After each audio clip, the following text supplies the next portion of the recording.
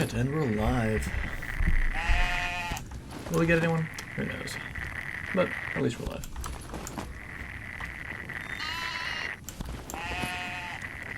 Leave guild chat up? Yeah, I'll leave guild chat up. It's not a big deal.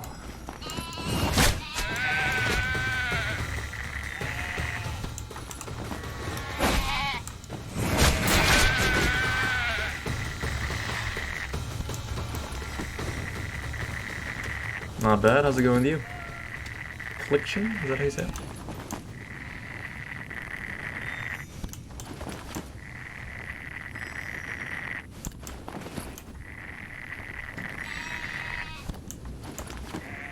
Just living the gathering life up here on Sheep Mountain.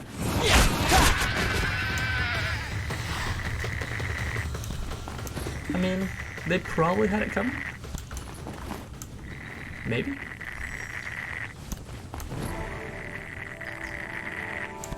Plus, they'll be used for good stuff. Gonna turn their blood into clown's blood. Gonna turn their enhanced materials into Manos stuff. Oh, whoa, whoa, I'm not Welsh here, Jesse. Yeah, let's ease it down on that.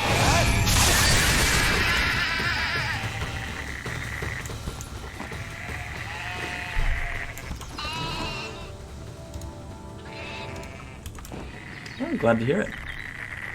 I wasn't really aware I was anyone's favorite BDO YouTuber, so good to hear that. You know, life has finally calmed down, so I'm finally coming back to BDO, getting back into video making and streaming, so figured I'd do a short stream tonight. Not sure how long it'll be, but at least use up all my energy, do some questing. Trying to make a boat right now, so getting all that done.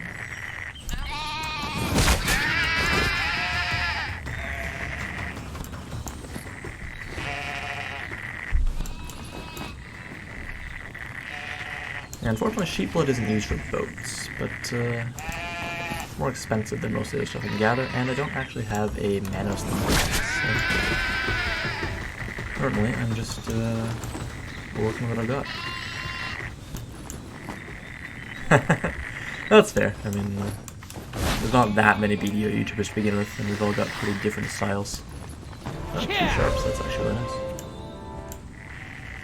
For anyone wondering what my setup is, I've got full Tet Logia accessories, as well as a Tet Logia Gather outfit, and a Tet Logia Flute outfit. So along with my Master 2 Gathering, I've got just under 900 Flute Gathering Mastery.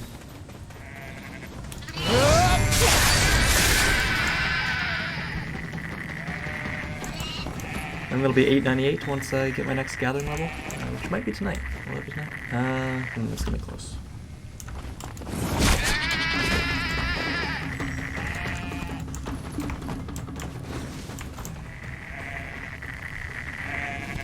What about you guys? What's going on with everyone else here? So we've got 6 concurrent viewers, which probably means 5 because I've got the stream open in my other window.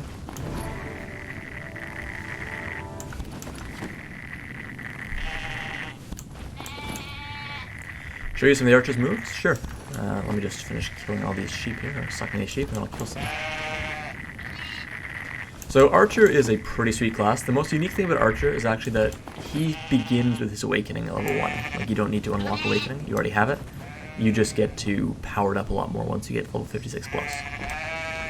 You got Wing Strike, which is this really cool attack where it's move side to side and attack.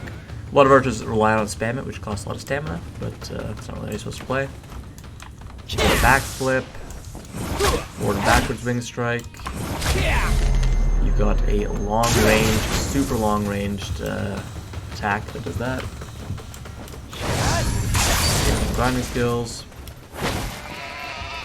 Let me switch to. So this is his pre-awakening weapon. It's like a hand crossbow, almost like a Yu-Gi-Oh! Like dual thing on his left glove, kind of like Ezreal for anyone that's played League of Legends. If you use backwards Wing Strike, you can switch to that.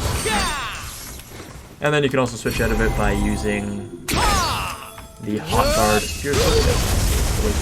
So those are some of his biggest skills. He's got some others, like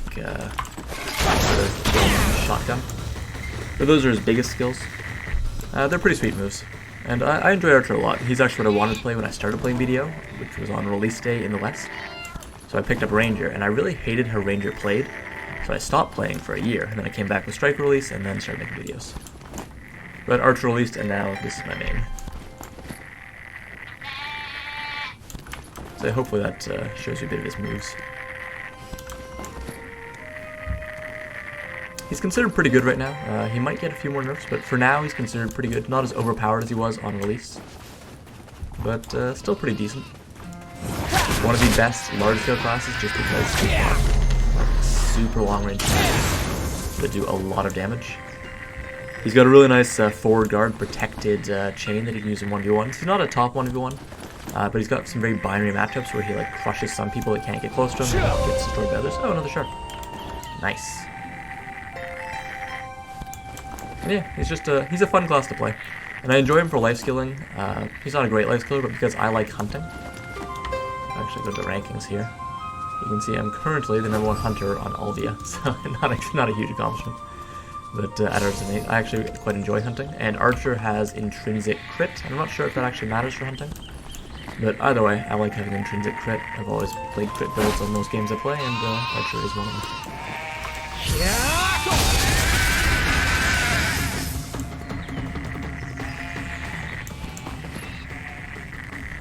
Oh, we've lost a viewer. Someone doesn't like Archer, I guess. But yeah, for now, just gonna kill these sheep, make some money. So, might as well disclose to the small number of people in the stream right now what my current goals are for the channel, and also what the current goals are for BDO that I'm going to be using for videos. So, right now, what I am doing is I am going to create a series on life skilling, specifically on getting a skill to Guru. Now, the skill I've chosen is not one of the... It's kind of easy, but it's not the two easiest. It's not cooking, and it's not fishing. Because this guy's fishing, it's already approaching Guru, it's only match 15.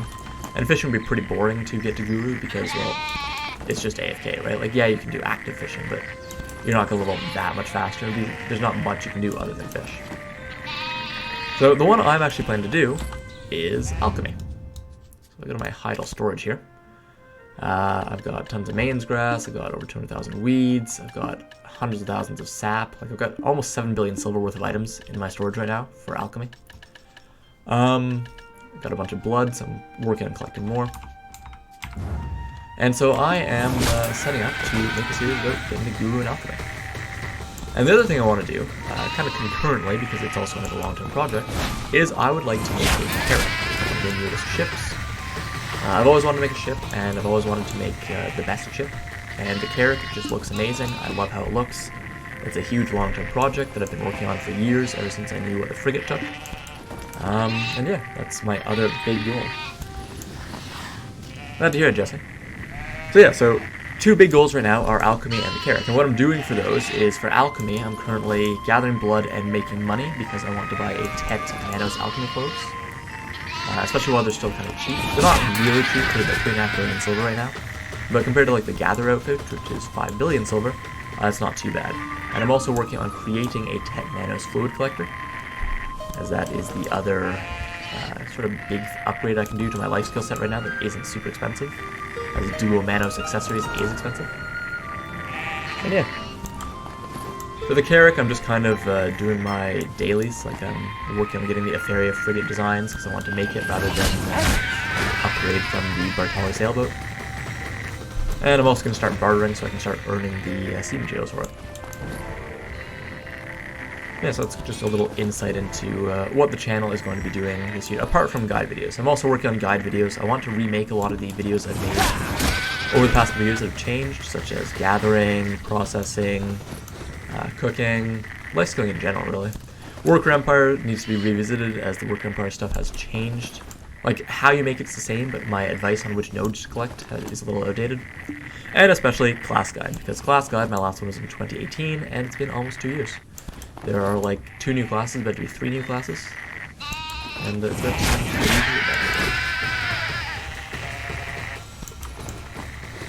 Actually, now that I've got people here, are there any videos that you guys think I should make or remake? For example, like I made an energy video yesterday, which is a video I've always been wanting to make, but just kind of kept putting off.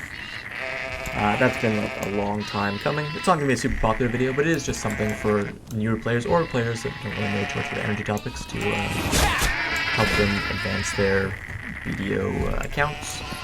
Any videos like that people here would like to see me make, or like to see me address or readdress for that matter.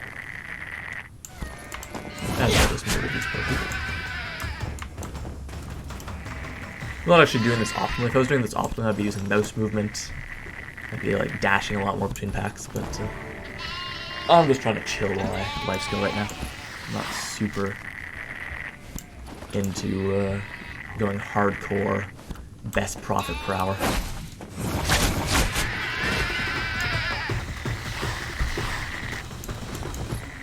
Yeah, these poor sheep, they just they don't stand a chance. Actually, while I'm thinking of it, I should probably switch over my DK and do my farms. You can see they're at 200% because I just woke up. I was just asleep. My farms are at 200% right now, so I should do that.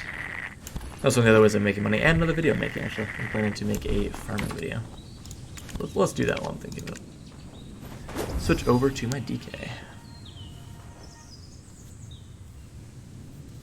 Farming is actually really good money right now for anyone that is thinking about getting into it. It's better, as long as you're semi-active, farming is better money than a worker empire that uses the same amount of contribution points. Farming, you will earn more than 100 mil a week, I believe, just basically doing it a couple times a day, once you've got the setup for it done. This guy's taking a little while to set up for himself. More vids based on the PlayStation version of the game. So the only problem with that is that I do not have a PlayStation or Xbox, which makes it tough for me to make videos on it, as I'm just not too sure what the difference is between PlayStation, Xbox, and PC. However, most of the stuff that we have, you guys are going to get eventually. So really it's just my more outdated videos are actually kind of the videos you guys currently have. Like if I made a video on Imperial Trading right now, it would be based on the new stuff, whereas my old videos mention the old Imperial Trading, which is what you guys currently have on PlayStation and Xbox. What am I making with the sheep's blood? So sheep's blood is used for a few things. The main things are a cooking recipe, which is, I believe, the dark pudding, something dark blood pudding, as well as, I think it's wise man's blood for alchemy. Oh, did not want to collect special dry mana, I wanted to breed it.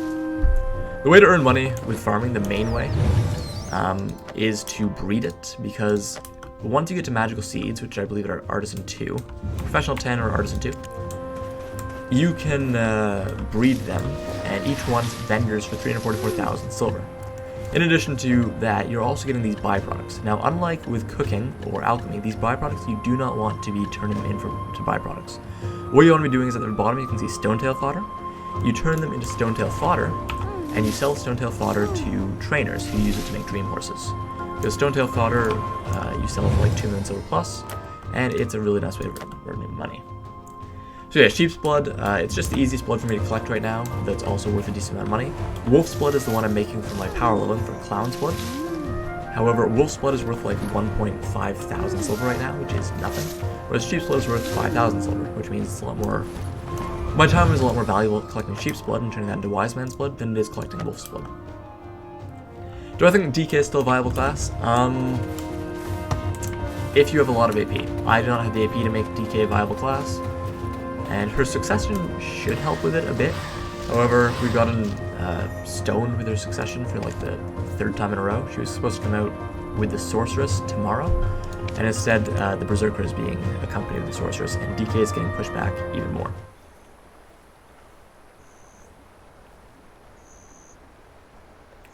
But yeah, so I'm going to address all the changes that have happened. Like, all the changes that have happened since I last played the game. The big ones are Manos, so the mastery system for life skilling. There's the sea system entirely is massively changed. There's bartering now. There's brand new ships and tiers of ships. And there's also been a few other changes, like Imperial Trading has gotten quite a few changes. There's a few new classes out, such as the Shy and the Archer. So I'm planning to just kind of address all of that as I go. But yeah, for now I just kill sheep, because sheep, they're good money. So on average, actually, killing sheep with my 900 mastery, or just under 900 mastery, I get about 40 to 50 million silver per half hour. So I get about 80 to 100 per hour, which is really good money, actually. Like, obviously it's nothing compared to the high-end grind spots, such as Star's End or Sequoia Ruins. But for someone with lower gear score, someone around 220, 230, gathering is actually a really good way to earn good money without too much of an investment. Like, all of my gathering stuff that I'm using right now combined is, I believe, about 2.5 billion silver. And you can sort of piecemeal it. The most important parts of it for gathering are the tool and the outfit, because those provide 200 each. And then all 6 of my accessories together cost about 1.6 billion silver and only provide another 208 total mastery. What am I making with the Wise Man's Blood? So the Wise Man's Blood can be used for a few different things. I've actually got a few different spreadsheets that I've got. Like, 1 second, I can actually show you my spreadsheets. Let's go to my other monitor for a second.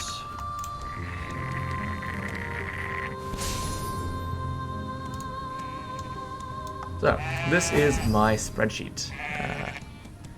You can see I've got a bunch of different stuff that I've got here. Clear Liquid Reagent, which you use to make a ton of different stuff. Clown's Blood, Human Hunt Elixirs, EXP, Training Perforation, Demi-Human Wind.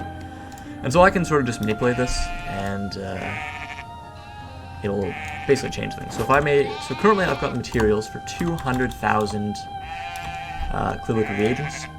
That'll earn me a total of 241 million experience after all the buffs. You can see all the buffs I've got down here. The experience progress here, haven't really set that up perfectly, but that is actually a hefty sum towards my total progress. The experience I need is 1.5 billion to get to Guru. And you can also see the profit I'll make in total here. This is not actually after tax though. After tax profit is lower, which I need to change that for. You can see all the recipes I've got. So for Wise Man's Blood, yeah, I can make Elixir of Wind with it. An Elixir of Wind is just a nice recipe to make to earn some decent cash. It can also be traded in, I believe, to Imperial, but overall, just a good blood to have. Now, Wise Man's Blood is harder to make than Clown's Blood, unfortunately, because Clown's Blood does not need a trace. Wise Man's Blood, I believe, needs Trace of Earth, or Trace of Ascension, one of the two, and that is something that is a lot harder for me to get than Clown's Blood, which does not require that. Clown's Blood requires a few other different materials. Sounds good, Cliction. Thanks for dropping by. Hopefully I'll see you again on the videos or the stream sometime. The alchemy, it's a lot more challenging to get into than cooking, because cooking, you've got a few sort of standardized routes that you can go. Cooking, the way I'm going to do cooking to a high level is I'm simply going to spam vinegars, and vinegars are pretty easy to make. All vinegar is I believe it's a grain, a fruit, a leavening agent, and a sugar. So you spam those, and then you use the vinegars to make pickled veg, and pickled vegetables. And pickled vegetables are just 4 vinegar, 8 vegetables, 2 sugar, and 2 leavening agent. And those go into a ton of different recipes. Pickled vegetables then go into the dark pudding, which requires the sheep's blood, as well as King of Jungle Hamburg, both of which are used for high-level boxes for cooking. Alchemy is a bit different. Alchemy, prices and stuff are a lot more volatile for alchemy. You cannot get very many materials from the workground pile you can for cooking. Like, I have like 500,000 grains just sitting in my storages because of cooking, and I'm going to use all those to make stuff. Whereas with alchemy, yeah, I can get some sap, but not very much. Yeah, I can get some of the byproducts and stuff for alchemy, but not very much. Most of the stuff you need for alchemy, you are going to have to collect yourself or buy off the marketplace. Thanks, Mark. Yeah, landing with a vacuum feels bad, but I like my archer, so I'm willing to gather on him. Realistically, if I wanted to actually gather ults, it would probably be a Valkyrie for the vacuum. Or maybe one of the other nice classes like Shy. I've got a Shy actually, but I just don't bother using it too much. Oh, another shot.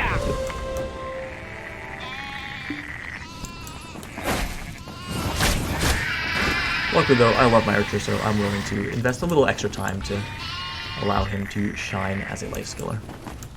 Poor Archer is just not a life skiller that gets a lot of love. He was released really late in the game's development so far, which means that most people already have a life score built up with weight and costumes and other stuff in inventory. And also, he was released right before the Shy, who is like the #1 life score in the game because she has weight and decent skills for it and starts like Professional 1 Gathering and Alchemy, and also gets extra experience for doing Gathering and Alchemy. So the poor archer just does not get the same love and affection that other life scores have had.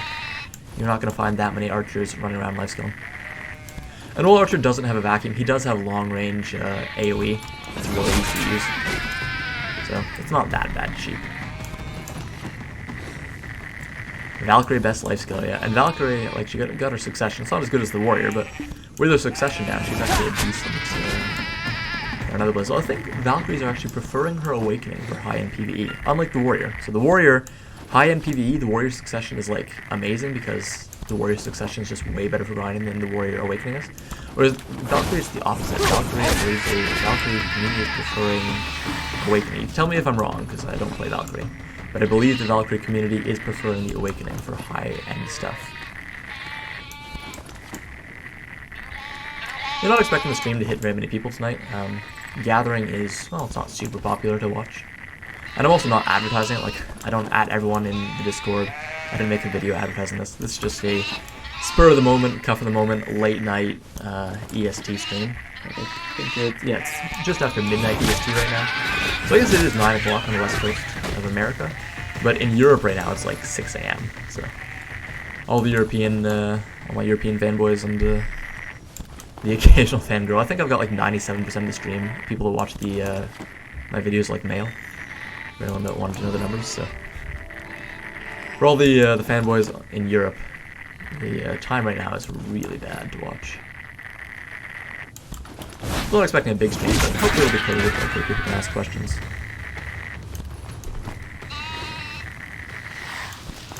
Yeah, I will indeed be making more BDO content. I'd actually talked about this a few minutes ago, but I'm planning to make a few different series, a few different guides, and I'm planning to update my existing guides. Basically to bring them into current. Because a lot of my guides are from 2017, 2018, which is 2.5 years ago, which is a long time ago. My beginner's guide especially, like my first video I ever made for the channel. It's got hundreds of thousands of views, and it's I guess it's severely outdated. Like, it's 2.5 years old at this point. It's missing like half the classes in the game because it came out, I think, before Mystic release, or just after Mystic release. Need to update it all.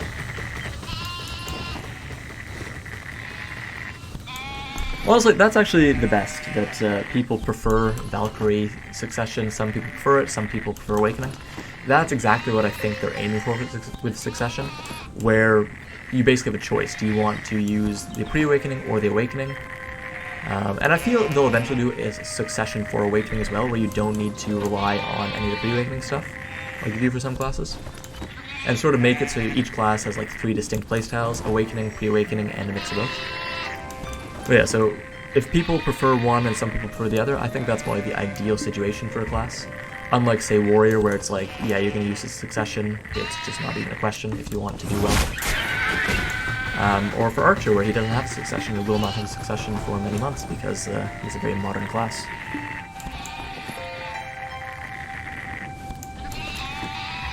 These poor sheep, man. Like, I'm killing these sheep 2 to 3 times a day because I've currently got a Karma Blessing active. And it just allows me to regen my energy a couple times a day and just move the sheep for half an hour or so. And I average about 3,000 blood per half hour, which means I probably get between 6,000 and 7,000 blood based on RNG per hour if I was doing this with potions, with high quality wine and other stuff to keep my energy topped up. Actually, do I have my Villa buff active? I don't think I did. I should activate my Villa buff. Because as I came back to the game, I had... well, there's the perfect time to activate Villa buff. As I came back to the game, I had a Steam gift card, so I finally bought something people have been telling me to buy for years that I just didn't have the money to buy, because I am a broke person. And that is a tent. A win tent. It's actually a really nice thing. I don't feel it's worth the money Like, I got it with the Christmas sale, which made it 3,500 pearls, I think. Yeah. And even then, like, that was about $45 Canadian, and that was still really expensive. I still, if I hadn't been given a gift card and been told to buy it by someone, I'm not sure I'd have bought it. But it is a really nice quality of life thing, obviously, to have. Is it possible? I can totally do that, man. Let's set it to half what I currently have. Alright, volume has been lowered. Tell me if that is better.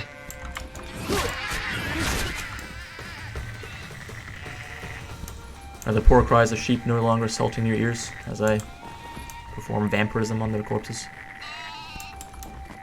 I don't suck the blood, but I mean, if I make blood pudding out of it and eat it, I guess it's kind of like vampirism. Delayed vampirism. Classy vampirism in a way. I wonder if BDO, actually, now that I'm thinking about it, I wonder if BDO will ever release a sort of fantasy class, like true fantasy beyond like wizard.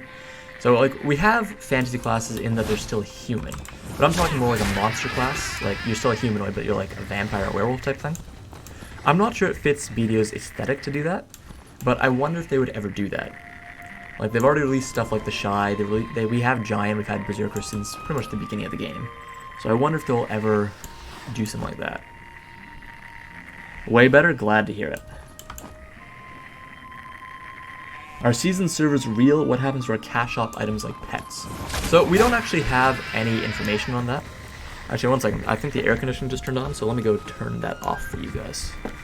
Well, I say air conditioning. Heating. It's minus 35 outside.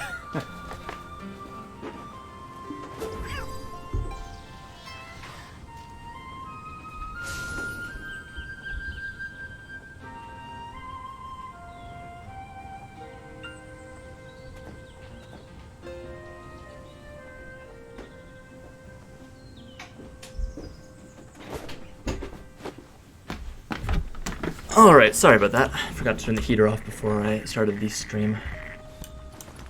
So back to seasonal servers. So seasonal servers, we don't have that much information about it. What I would imagine they will do is allow you to port over anything that's account bound. So that means pets, maids, and tent are probably all stuff you can bring over. Weight and inventory, I would not imagine they will let you port over, as you're still just starting a new character, so I don't think they would give you more weight and inventory like for free. I feel you'd still have to buy that on your own. Same with outfits and other stuff like that. Value pack, Commonwealth of Blessing, I feel like they would port over. Book of Life and Combat are going away, so that's not a problem because they're replacing that with a subscription type thing. Hey, another shark, that's good. With a subscription type thing, which means that they won't have a problem with that come the seasonal server. Because that'll once again be an account-wide thing. So I'd imagine you get to keep anything account-wide. Anything that is character-bound would be brought over to the live server once you leave the server, but you would have to purchase it originally on the other server to use it. That is my theory. And the other big thing that I'm hoping for the seasonal server, so the big problem that seasonal server is going to face, that I addressed in the video I made about it, is that, and Prohibus is aware of this, if they make the enhancement success rate too high, experienced players are just going to run over there and use that server as a way to get cheaply enhanced items, bring that over to their mains and have backup gear or even just straight up better gear than their mains.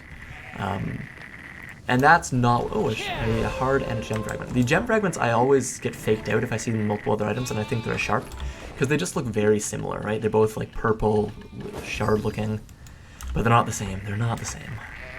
One's worth 3.5 million silver, one is worth 500,000 silver. Luckily, sheep actually drop like the most... Well, not sheep, but animals in general drop the most black gems. I haven't gotten very many this round. I've only gotten 11. Normally I get a lot more than that.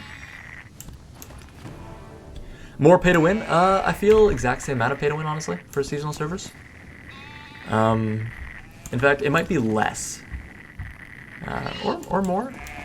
So there's rumors that the central market will not be available in seasonal servers, or at least not available to the same extent as we currently have on our current servers. And what that would mean is that it would make it a lot harder to enhance, it would make it a lot harder to get cash shop items, and it would also make it a lot harder to get ahead if you're a pay-to-win player because you cannot sell cash shop items to other players who want them, such as value packs and costumes.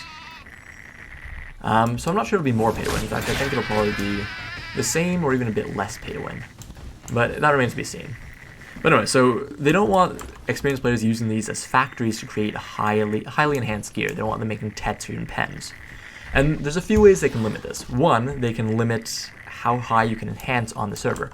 But that kind of feels bad because if you get to full 10 on the server and you can push for full 10, and they don't allow you to, that just feels like they're limiting you. The second way is, my personal favorite way, is that they make them sort of soul-bound or account-bound. Which means that, yes, you have, brand new pen gear, or probably 10, because I don't think anyone's getting to pen on the new server. Pen takes so many resources, and the servers probably won't be open long enough for most people to even think about trying for pen, let alone succeeding in it. I'm sure there'll be a few lucky buggers that will get it if it's allowed, but overall I cannot see very many people getting pen on the new servers. So if they make it soulbound or account-bound, then that allows you to bring it back, and you can trade it among your other characters, but you won't be able to earn money on it. And it just becomes sort of like a Capochia set, where it's great for backup as you're trying to get your actual gear to pen or high tet, but it's not going to allow you to earn money off of it. So that's kind of what I'm hoping they do. But it remains to be seen. Like, as they've said, nothing is set in stone for the seasonal servers yet, except for the fact that they're going to do them. Another gem and another heart, that's not bad. So I'll keep you guys updated with videos as we get more information about it, but currently we just don't have that much information about it. Guardian is actually the other thing I'm doing information on right now. I'm actually making a video on her sometime in the next day or two. We just don't have that much information on her awakening. We know it's a pole arm, so it's a pole arm with sort of like flames at the end of it. Looks like a giant axe, honestly, which is pretty sweet. A lot of people were worried she was going to be like a shaman, like a caster in her awakening, because her outfit changes to make her look like a Greek goddess type thing. But it looks like she's going to be a melee. It looks like she's going to continue to use a pole arm, which is pretty sweet. Well, not continue. She's going to switch to a pole arm from a single axe and shield, so she'll continue to use an axe. And I think Korea gets it in a week from now. They get it, I believe, January 15th, whereas we get Guardian pre-awakened. We get Guardian herself on the 22nd, a week after that. I believe that's all correct. I'd have to check my notes. Yeah, but even life skilling, right? Like, life skilling, yeah, you can make decent money, but life skilling makes decent money by selling to other players, and also by having high mastery score. Life skilling without high mastery score is good money, but you're not going to be making more than like 40 or 50 mil an hour. And also, if other players aren't buying your stuff because they don't have trade empires set up, they don't have that. What I'm really curious about, actually, is energy, contribution points, and workers. That is going to be the real. How are they going to handle that? Are all those going to reset? Are you going to have to do all that brand new over again? Or will experienced players have an edge because they have like 350 contribution points, 400 plus energy, and can just use all that? I feel it's probably going to be reset because it's probably going to be a new server, which should make things really interesting as like a fresh start server. But once again, it all remains to be seen. But life skilling, yeah, you need investment to make good money with life skilling, and you need other players to buy your stuff. And without an established economy, none of that's going to happen. So it'll be interesting to see how they handle seasonal servers, and how the players react to seasonal servers. Because Black Desert it's not unique in that its progression system, but overall, the progression system in Black Desert is pretty long-term, pretty hardcore for most MMOs. Like, I've been playing for years, and I'm nowhere near like full endgame compared to some people. I think I've got about 30 billion silver worth of stuff on my account, which is pretty good, but there are people with like hundreds of billions of silver worth of stuff, and I'm nothing on them.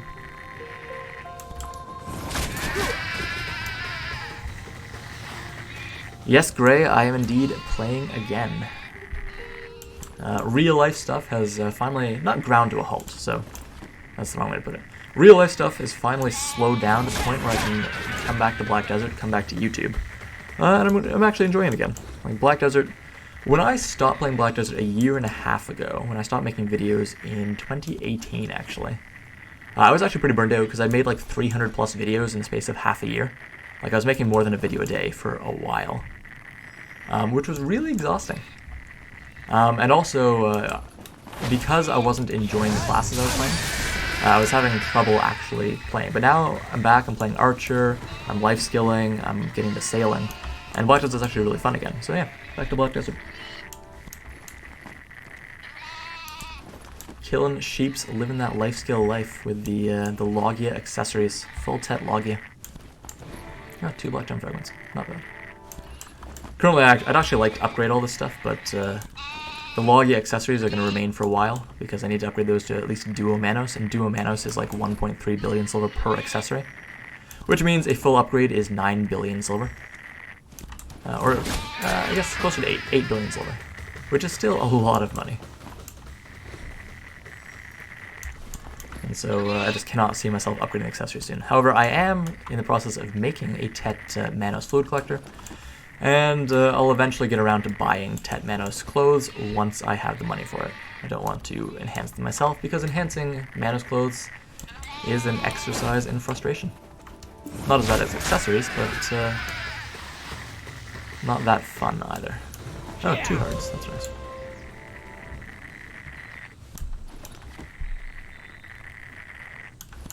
I'd like more people here. Anyone have any questions for the stream?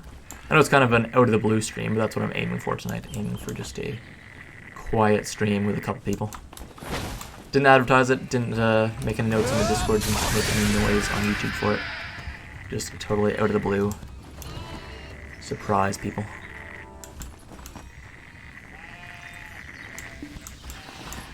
Actually, there's an interesting question right in the group chat. What is the profit on processing right now? Pretty good, actually. Profit on processing is pretty good. Unfortunately, you can't really overnight process anymore due to Manos because of mass processing. You can try for grains, but for other stuff like ores and lumber, you're going to fill up really quickly. So overnight stuff is now mostly training and fishing? Yeah, fishing. That's what I do, actually. And processing is more of a semi-AFK lifestyle now, where you check in every hour or two. What am I going to use my J scrolls on? Actually, thanks for reminding me. Let me claim those.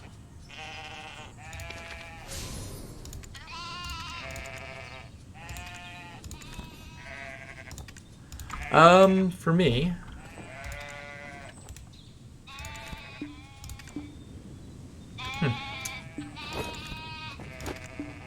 Imperfect fixed item information. Apparently I'm not going to use them on anything because they're bugged. For me, I was planning to use them... Well, I'm out of energy, so let me head back to town while I say this. So for me, I was planning to use my J scrolls probably on a high drop rate place. Probably something like Blood Wolves. Polyforest was a consideration, but I feel that place is just too crowded for me to get a decent return on them. So yeah, it'll probably be somewhere like Blood Wolves or something else like that. Just a high drop rate, good moneymaker that I don't need super high AP for, because my Awakened AP is only around 225, 230 with all my gear equipped. And that's not really high enough to do the super high-end spots. Like, I can't do Star's End with them, I can't do Secrea Ruins. No, Joseph, unfortunately, I do not play BDO on Xbox. I have to get them one at a time. Okay, let me try that. Alpheon Banquet gift. Oh, you're right, one at a time. Thank you, that's actually pretty helpful. Weird that they make you do that, but at least I can do it. Alright, and there we go. So yeah, I'm probably going to use them on like Blood Wolves or something. It's about 5 hours of grinding. I might pop a 530 scroll as well, see if I can get to about 10% towards 62. Funny story, I actually hit 61 the week before the patch that changes, so questing allowed you to hit 60 to 61 really easily. Which was a little annoying. Oh, so they actually don't stack in your inventory, that's why. Because each of them has a time limit on them. I see, okay. So that makes sense, that's why you cannot... that's why you have to accept them one at a time, because they don't stack. They're not stackable items. Similar to crystals from your warehouse. Actually, I'm thinking if I check out my warehouse, if I show you guys my warehouse, you can see that I'm actually going to have a huge problem when it comes to getting out these almost 2,500 utensils and alchemy tools. That's going to be fun. Now let's see how much money I made this hour, or half hour. 9 mil. 6 times 3.5, that is 21 mil. So we're at 30 mil. And I actually put those in the warehouse. 30 mil plus that's 7.5 mil, so 37.5. Plus 2 of those. That gets us to about 41. And then we have these, so 46. And, oh wow, 61. Oh, about 62 million silver for half an hour. So yeah, that's some really nice money for gathering. And of course, a lot of that's because I got really lucky with sharps this hour. Like, normally I'm not that lucky with sharps. Normally I get about 2 or 3 sharps instead of 7. But yeah, gathering is great money right now. Like, really nice money. Which makes me pretty happy, because gathering's always been good money. Like, when I came back to BDO in the summer for a while, because I had some free time, and I did a lot of gathering in the summer. That's actually when I earned these almost 700,000 saps, was in the summer. Yeah, I was getting about 60 million silver per hour before before Mastery System came out, actually, which was pretty good money for someone that wasn't doing combat back then. And now gathering, you can earn, if you've got enough mastery, you can earn like 200 million silver per hour. Unfortunately, that requires a lot of mastery, and 900 is not a lot of mastery. But once I get to about 1300 to 1500 mastery in a couple months, I should be seeing a lot more money. Currently, though, gathering, a lot of the gathering is currently for bloods and meat, which is a little difficult because, not difficult, sorry, a little problematic. Oh, I just went to the wrong character. A little problematic because bloods and meat are used for alchemy and cooking, and those are used for imperial alchemy and imperial cooking, and those are being nerfed probably tonight. They were nerfed in Korea last week to not give reward boxes. And that's a pretty decent nerf to them, actually. That's where a lot of the tools and utensils on the marketplace came from, as well as a lot of the Manos clothes and Logia and whatever the blue set is, actually, for mastery. That's where a lot of that came from, as well as milk and stuff for cooking. And so it's going to be harder to just sort of chain alchemy and cooking, like just non-stop cooker alchemy, which means that meat and bloods are going to be in less demand. So Gather is going to be making a little less money going forward. But Gathering is still going to be amazing money, because as you saw, I made 60 million that half hour. Only 15 million of that was from the bloods. The other 45 million of that was from enhancement stuff. Pretty much just enhancement stuff, actually. Welcome to the city of... So for anyone wondering what I'm doing here, I am actually doing the Philosophy Family Kindness quest, which is how you get designs for a Feria sailboat and a Feria frigate. This is a daily quest. You need to do it every day. And you need 20 of these designs to make a sailboat, 25 to make a frigate. Now there is another way to make sailboat or frigate, and that is if you get the boat from Velia, you can upgrade it into a sailboat or frigate without having to make it the old way, which is, this is the old way, you use the Feria shipyard and make it manually. However, that way is more expensive, and I've already set off on doing this, so I'm probably just going to do this, because it's an easy way to make a boat. Not easy way, but it's sort of the old school method of making a boat, and it feels more personal to do it this way than to just buy a boat and then buy the upgrades for it. And then once I have a boat, I will start sailing the seas. What I'm considering doing actually is I've got 70 Shikatu seals, and we have no idea when Season 2 is coming, so I have two options. I can save up to 100 Shikatu seals and exchange for a duo ogre and sell that for money, or I can use 50 of my seals right now and exchange for a sailboat and use that to start bartering, to start making the items I need in order to eventually make a carrack, which is one of my goals in BDO right now. So anyways, you come all the way down to this guy, and you gotta deliver it to him twice. So Moose is a great class for doing this because well, he's pretty fast, so he can get back up to the top of the hill pretty quickly to do the second delivery. Unfortunately, you cannot do the delivery all that fast. You cannot run the delivery down like you could. And you can see I'm getting a bit of lag right here because of my cooldowns, but luckily it's not affecting my movement.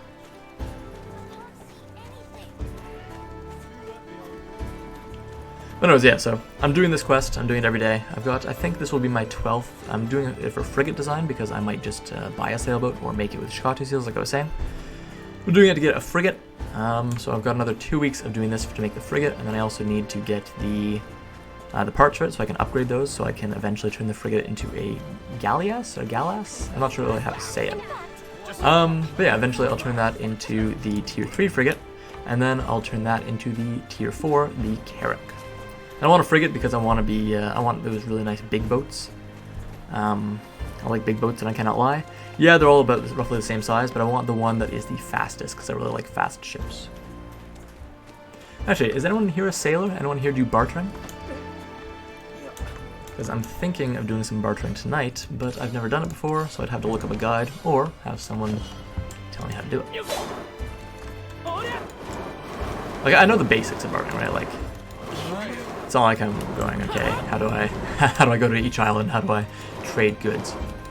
But I'm not sure there's any like obvious things I should be doing that I don't know, or if I can just like get started and just do it right away.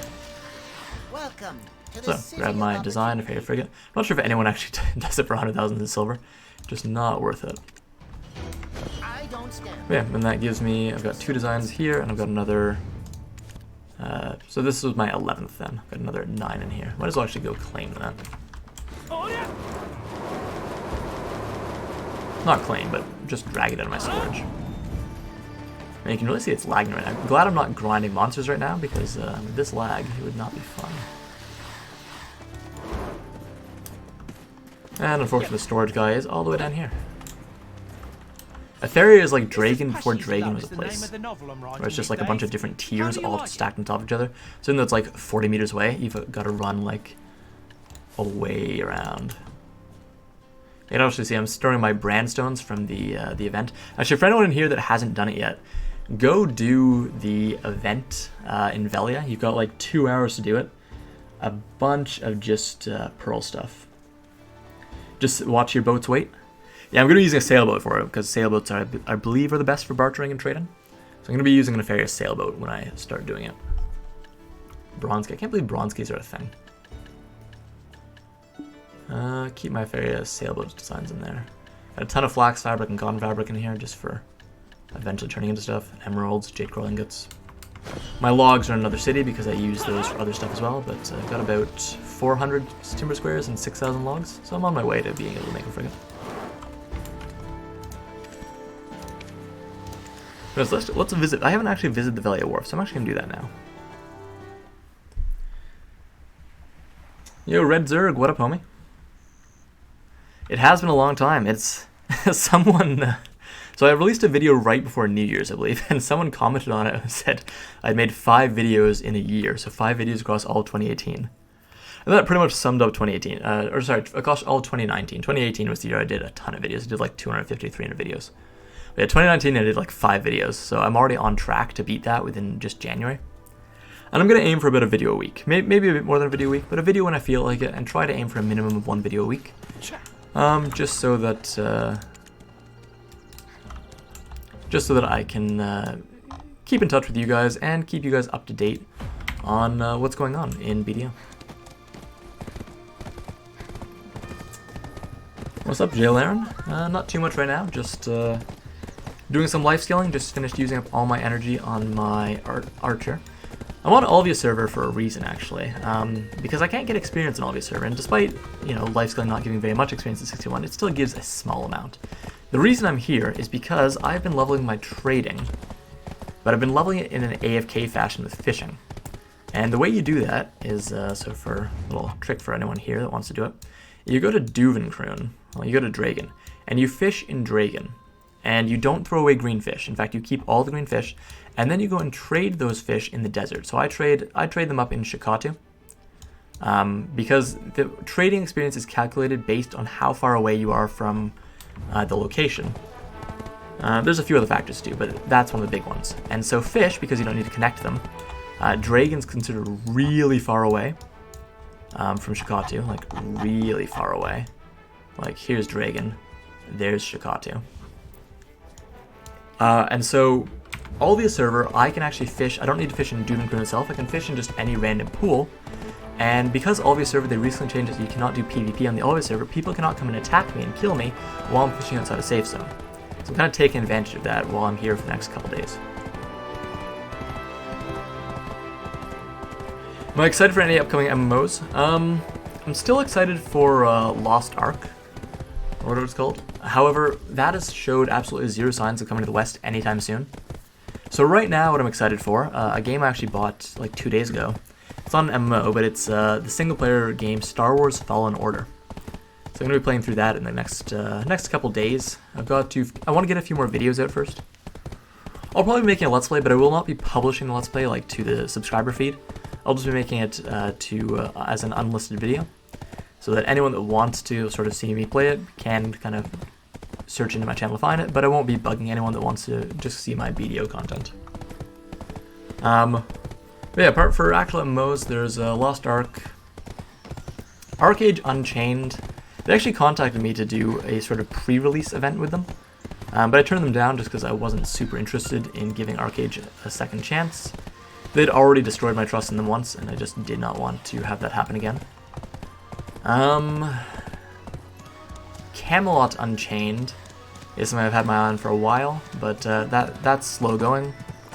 Apart from that, it's just the usual suspects in Crowfall and Pantheon, I guess.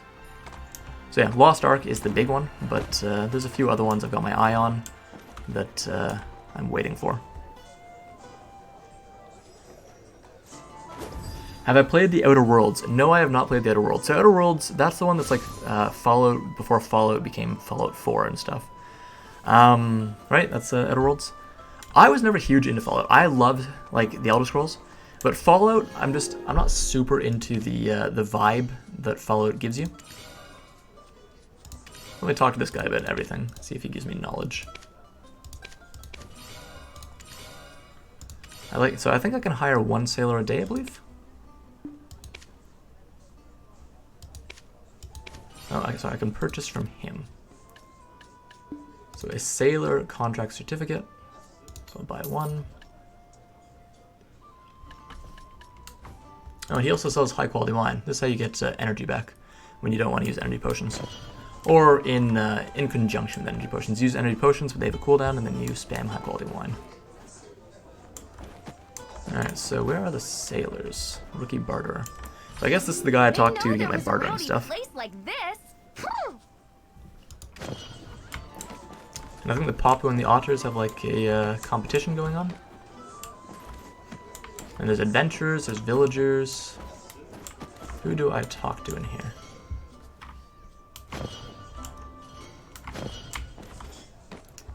Don't actually see any sailors. Are they in like other places or something?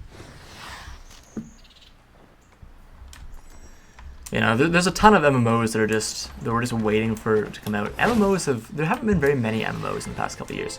Not very many good ones. Like there was Bless Online, which crashed and burned in a hilarious fashion. There's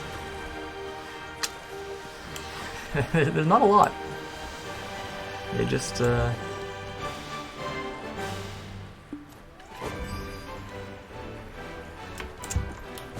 They just haven't been making very many MMOs in recent years. There's been expansions to existing ones. There's been World of Warcraft, got some expansions. I played that for a bit. It wasn't amazing. It wasn't bad, but I kind of lost my my interest pretty quickly. Alright, so let me chat this guy up again. Either Lunar Halo Inn or the beach in Port Etheria. Okay. So I've got to go to either the Lunar Halo Inn or the beach in Port Etheria. And this guy actually is the guy that you can buy a boat from. So I can buy a Bartali sailboat from him. And you can upgrade the Bartali sailboat into, I believe it's the Bartali sailboat, into the Etheria sailboat or the Etheria frigate. It's just more expensive than creating one in the shipyard. In the Velia Inn, eh? Alright, let me head over there. Oh yeah, that's the Lunar Halo, eh? Alright, and it's even marks where I've got to go. Sweet. Alright, let's see if I can't hire a sailor for the day.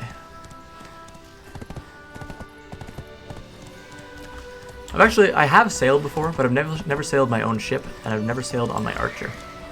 So this is going to be a totally new experience for me that I'm going to have to sort of learn off stream and off video for the next couple days. And weeks, actually. I'm not going to make a video on sailing for a while, because I want to. like with most of my videos, I want to learn pretty much everything there is to learn about it before I actually end up making a video.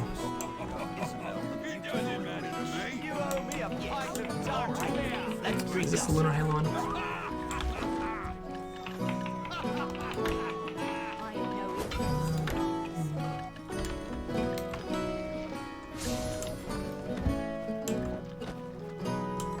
What are you talking A about? lot of villagers again. Old drunk. As long as there's beer, he can go anywhere. Well, I guess that's one way to put it. President, these are all for me to eat. It doesn't matter to me. Alright, I don't see them. I can put that off for now, actually. For now, though, I was actually going to buy some wine and kill some more sheep. Or do something else. Anything anyone want to see me do while I'm here? Like, anything you guys would like to see me perform while I'm on stream? Most of what I'm doing these days is fishing, cooking, and gathering. It's not super exciting to watch. Did I actually leave my horse over there?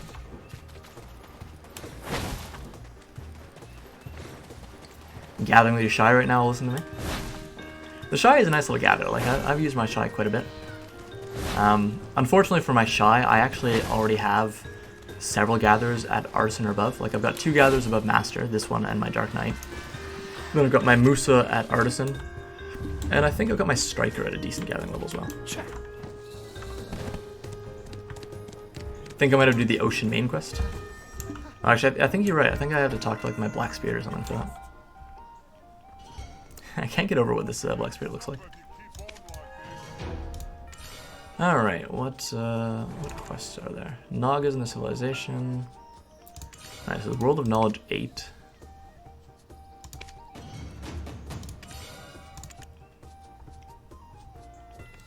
Combat Promotion, Marnie Stone. Beginning of a new journey, is this it? Oh no, I know what this one this is. This is the Relupi quests. I don't really care about those.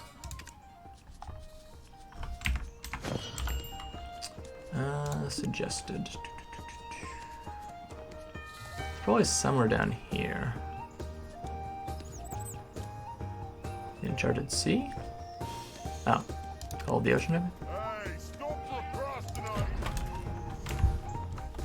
Wait, where does this want to take me? This is taking me to Afaria. Is this the Ocean main quest? Exploring the seas, training paradigm. Oh, the Great Expedition. This is probably it. Okay, this is gotta be it, right? Alright, well, I guess I know what I'm doing now. Let's do some questing. Oh, there was a time. I haven't seen me for a while. This is true, Igor. You actually haven't seen me for a while. I'm sure you said that to everyone, but for me, this is actually a true thing. I regret it. Alright, what is your new quest? Island of Opportunities.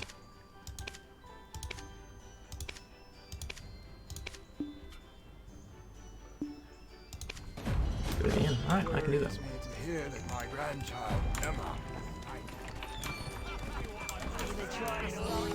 You made a good choice to come to Lunar Halo Inn. You're always welcome here whenever you get tired. Vigorous Velia is the main quest? Is that what I'm doing? I mean, I feel I need to do this one anyways, like Island of Opportunities. But let's see. Vigorous Velia, you said.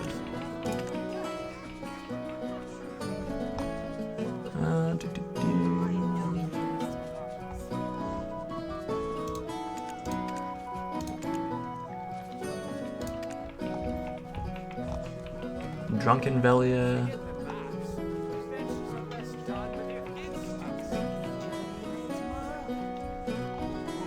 There's a lot of quests here.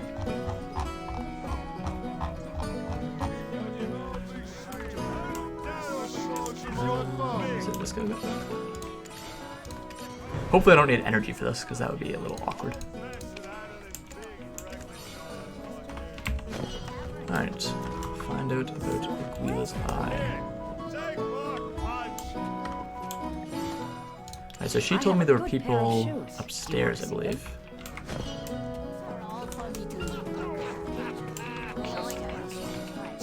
Oh, okay, so now, yeah, all I had to do was that quest. Would you like And now I've got, oh,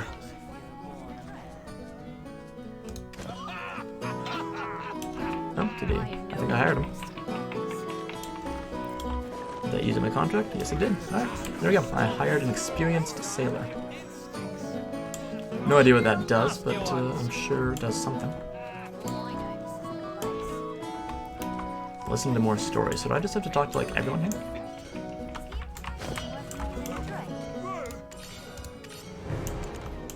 Oh, so I just keep talking to him, and then everyone else will tell me what to do. Because he is the entire Untitled Tavern, apparently.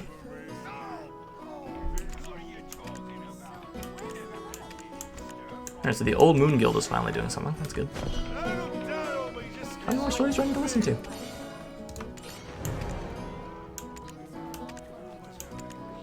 Lifetime opportunity. Talking to Bahar, okay.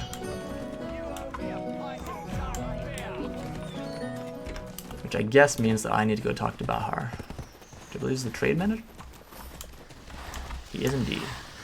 I'm a merchant. I bargain even in Alright, my so I talk to him. Trade and is the way to then, go for continue. Bedia. The chief has already agreed. Yeah, so apparently that's how you unlock sailing. Or not sailing, but the sailors. Market price is never fixed. Alright, before A merchant dawn should always cries, be not all aware those of the ships are flow. headed to Aquila's Eye. There are those who want to explore despite the danger, but there are merchants like me who want to establish a okay, this is what I want to do, barter. A lot of work, managing time and the stock, but it's not bad to clean out the storage. That feeling when you set sail with a boat full of goods, hopping from island to island meeting barterers, and returning home with an empty ship and a handful of rare sea coins. Crispy grilled bird meat and a pint of cool dark beer, so he feeds his workers. Talk to Zaira. Zaira? Zaira? Zaira? I don't know. The names in Black Desert can be really freaking annoying to pronounce. Before starting trade. Speaking of which, let's feed my own workers. So let's just have everyone in Velia like know about sailing now, apparently. You're here for either the flowers or the tools, right?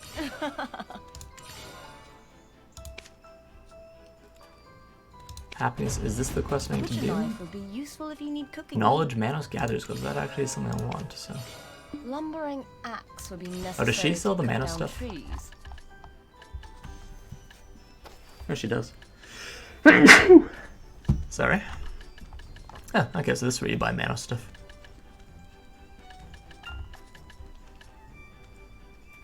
And no wonder no one sells these on the marketplace. They're worth like 2/3 what you buy them for. Alright, good to know that's where you buy them. I just bought online, but I'm planning to make Manos stuff, so. Good to know where it is. At least I do. Alright, so read the books on the bookshelf.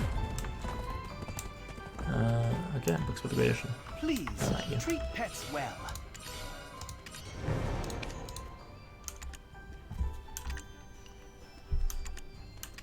Yeah, so apparently Aquila is like this ocean god.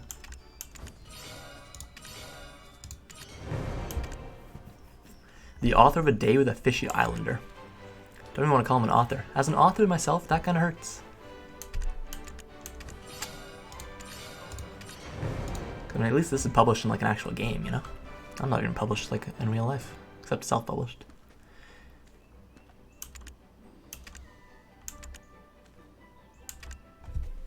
Think of the Old Moon Guild. They used to clean horse shit all over the country, really? That's because of their carrack. Okay. So apparently a carrack lets you run the entire ocean. Pickaxe is used to mine ores and stones. Gathering tools offer Alrighty, so Saxon drunken beast Velia. blood. Okay. So, apparently Velia is now drunk, which, with all the beer we've put through here over the last few years, makes sense. I'm fairly sure most of my goblins spend the entire day sloshed, given that it takes them about 2 hours to use up their energy, and then it only takes like 4 to 5 beers to refill it, and they're probably about 3 feet high and maybe 100 pounds soaking wet. So I'm sure these goblins are spending the entire day just like drunk out of their little minds. Which actually explains why they're always like shivering when you see them. Okay, so apparently Zaira has a crush on the dude we talked to, that giant down at the end.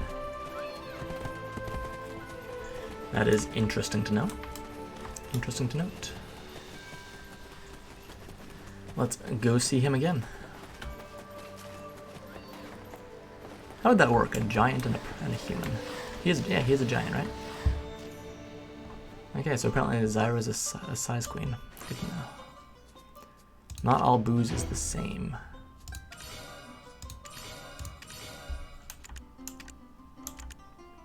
I started to think about it. When I'm drinking high quality wine to refill my energy, I drink 100 high quality wines in like a minute.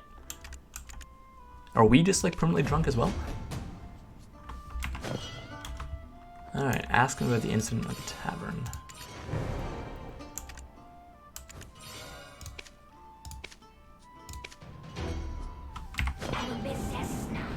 Oh, and now he comes out.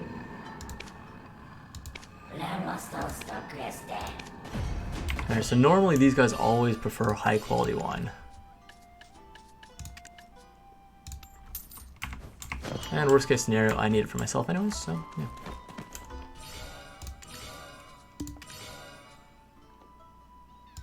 Oh, he doesn't like this stuff. Okay, so he's a rough and tumble type. Alright, let's try rum, and we'll also get dark beer.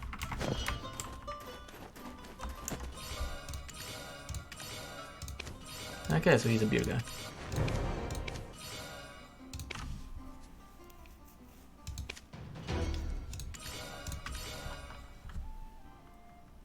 Nine minutes until Justin and Zarka. Who's Justin? Is that like Justine, like the dude from the Serenity main quest? Zarka, no, I don't really do boss. Okay, so apparently I need to offer him more beer. Let's just buy like a bunch because it's super cheap.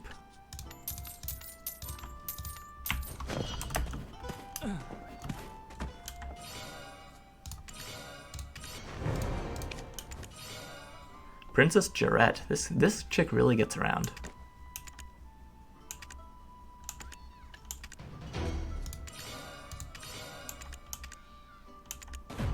Oh, so I've gotta go see Princess Jarette for this? Okay. I guess I'll get my horse for that then.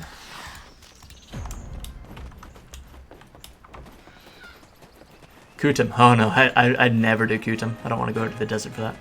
Kutum, I'll even leave him for a while as a Dark Rift. Like, he's just... I don't really care too much about Kutum. Especially because I already have a Kutum on my archer. Like, I need to get it back to Tet. Like, I downgraded to Duo by accident, so I got it back to Try. But I didn't get it back to Tet, so I really need to get that back to Tet at some point. So I got my Tet Dandy. I've got a base Rosa crossbow with durability crystals in it from back before we used Logia tools. And then I've got a Tri-Kutum. So. Morning, Strategic Lion. How are you? The way I describe goblins literally bring to life. I've written 2 and about to publish a 3rd book where goblins are the enemy. So I would hope I'm able to describe goblins pretty well.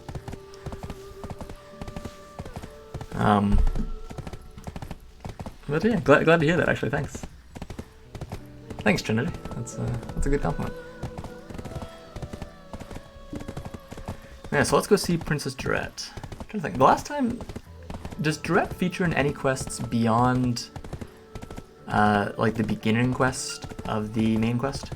Like, I'm fairly sure she featured a little bit in one of the updated main quests when you have like the branching crossroads at Heidel.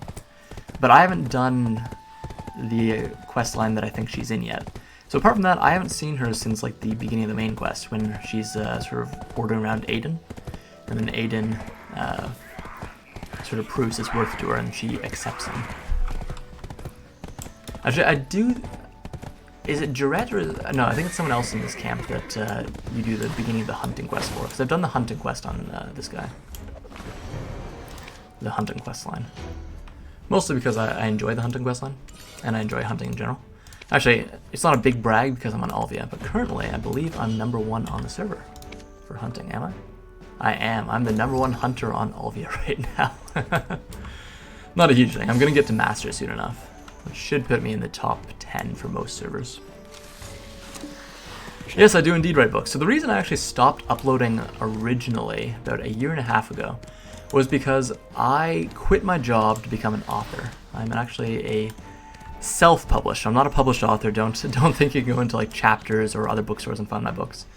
But I publish on Amazon, and people buy my books, and yeah, they give me money for books. I write fantasy books before anyone asks. I write, in fact, I write Lit RPG, which is a genre about basically game worlds like Black Desert come to life. You have characters with stats, they have levels, they have abilities, and yeah, it's pretty fun. Not many people read my books, but it's a fun thing to do. Were their bones we crushed to nothingness, what could they do but resent their leader once they are dead? Okay, so we're talking about the ancient weapons here.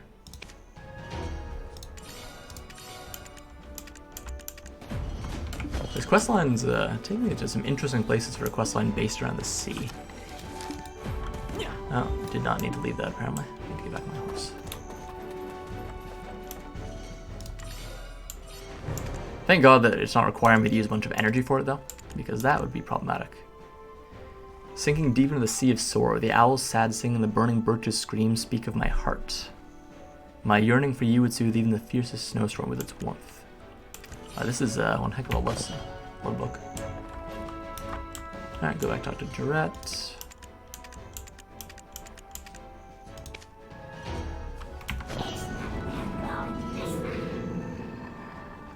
Any links? Yeah, 1 second. I can...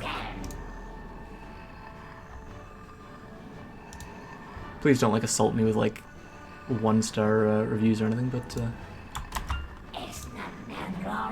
yeah, I can you know, post a link here.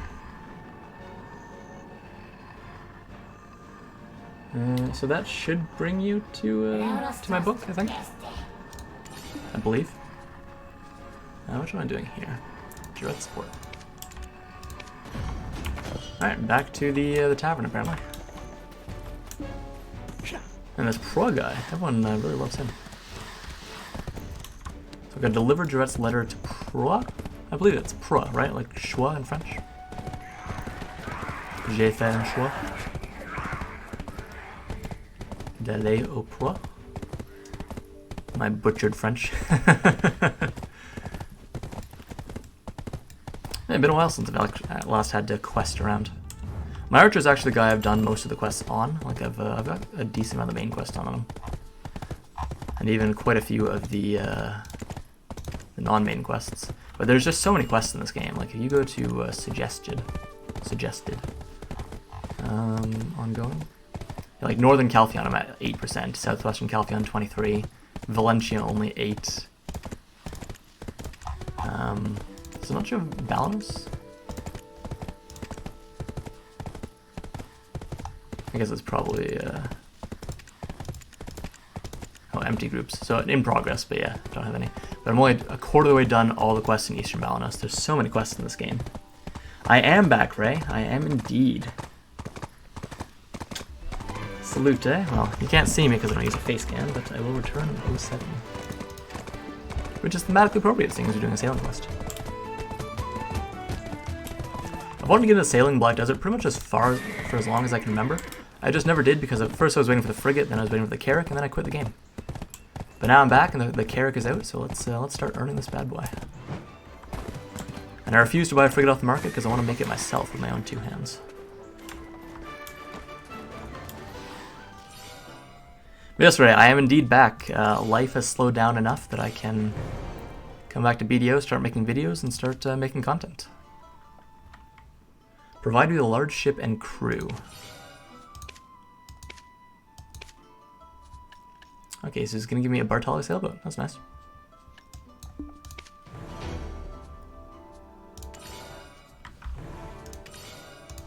Alright, so what do I need to do?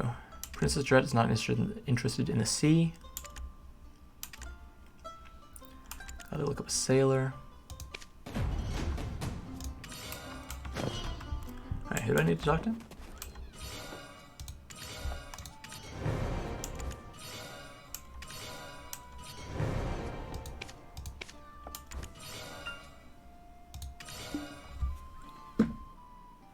In all honesty, you're the only YouTuber I like to video. Oh, thanks, man. That means a lot to me.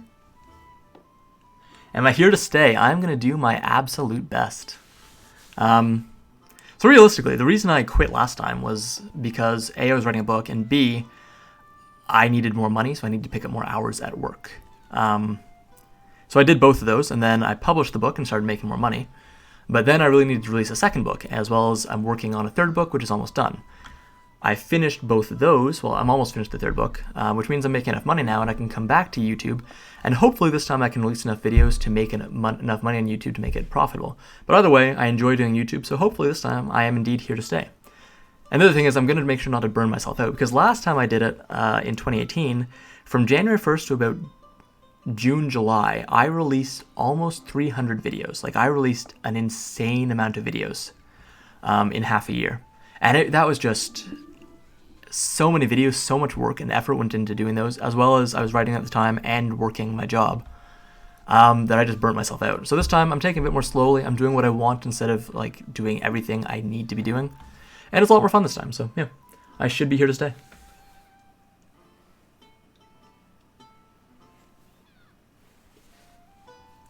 What was my day job? So my current day job is writing books and I guess Black Desert now. My day job before, I was just a supervisor at a grocery store. Nothing special. I was just in retail. So I wasn't making very much money, which was why books have allowed me to... I don't make much money with books either because I'm not a very well-known author. Not a lot of people buy my books, but I do exist. Yeah, pretty much. I'm life skilling IRL. Yeah, that's exactly it. I don't want to grind. I want a life skill.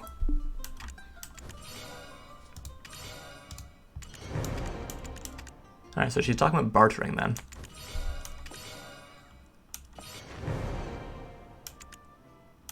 So the Papu and the otters are kind of working together and they're kind of not, but they're helping, but they hate each other. Good to know. Real life does come first, but now that I've got real life sorted out, I can get back to doing the stuff I like in real life.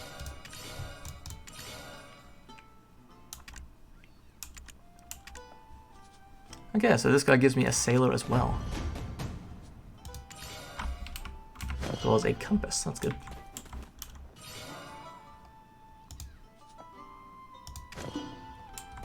Did he not give me the compass? 1 second. Oh no, I've got it. Did he give me the other item? I think it said that... okay, there we go. Number of slots is increased by 1. And I've hired the sailor. Perfect. Everything does have a start, yeah. If you told me 3 years ago, so beginning of 2017, that I would have a YouTube channel with thousands of subscribers, as well as 2 books, about to be a 3rd book on the way with thousands of readers, I'm not sure what I'd have told you. But yeah, it happened, and life has a strange way of taking you where it will.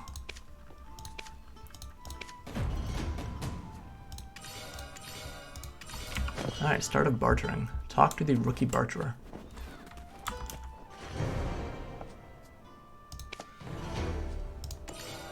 Alright, so this is the stuff I actually had to pay attention to. Bartering.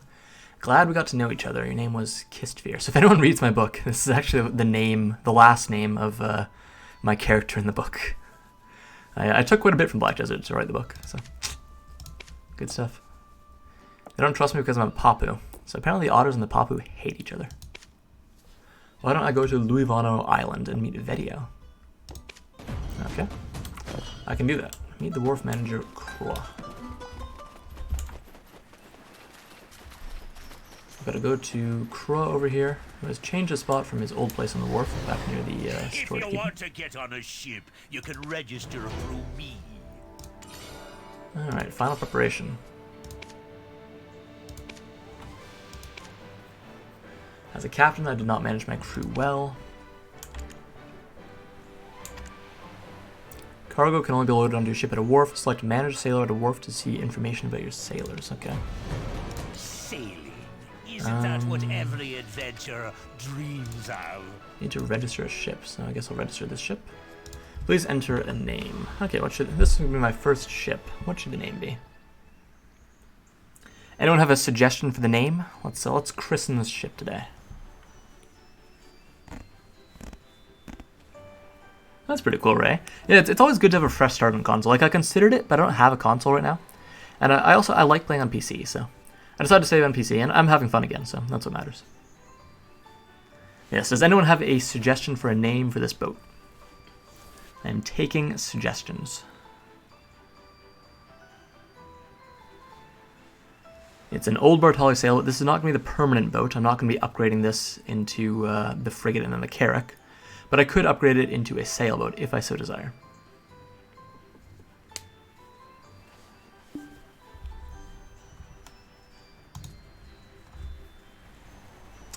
Personally, let me think. What am I thinking for a name? So it's an old Bartali sailboat. It's going to be my first one. Could call it something like Old Reliable. Could even do it like in the south, like Old Reliable, like OL apostrophe. SS Vibes. You think the SS Good Vibes or just SS Vibes?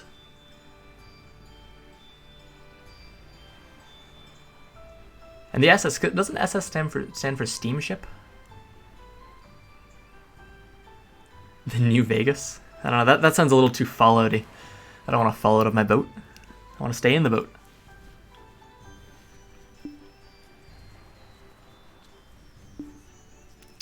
Trying to think. Vegas. When I think Vegas, I think the Golden Knights, which is a hockey team. When I think the Golden Knights, I think Flurry. When I think Flurry, I think Snow. I could call it the HMCS Snow or the SS Snow. Although SS Snow is triple S, which is little. Name of girlfriend / wife. Nah, I think I'd want to save that for like the good boat, right? Like that'd be what I'd call the good boat. This is like, could name it after my cat. Should I do that? Should I name it after my cat? My cat's name is Zerida. I actually just got a cat recently. Good Vibes too long? Is there a limit? The Good Vibes shouldn't be that long. Wouldn't Good Vibes fit?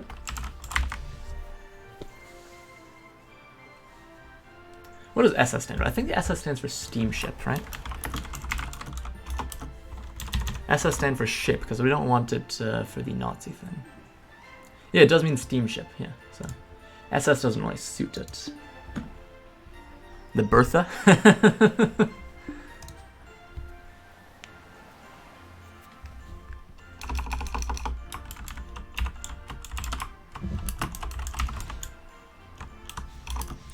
The SS Good Vibes?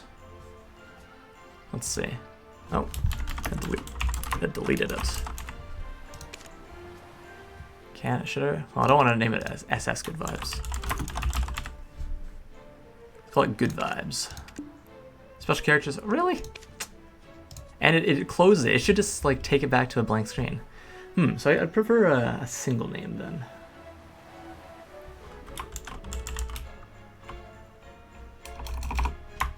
Yeah, let's call it Zerida. I'll call it Zerida because my cat is pretty playful. Alright, there we go. Take her out. Alright, manage sailors. So I've got Archon and Filov.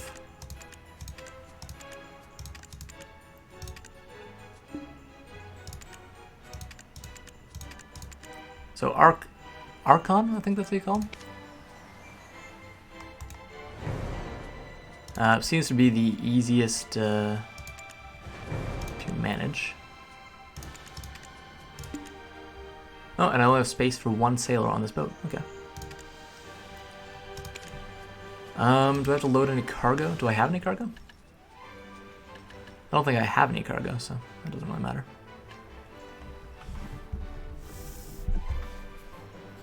Name of the ferry that Charon used to transport. Did that ferry have a name? Let me think. Charon's boat name. Oh, it was the Alcestis.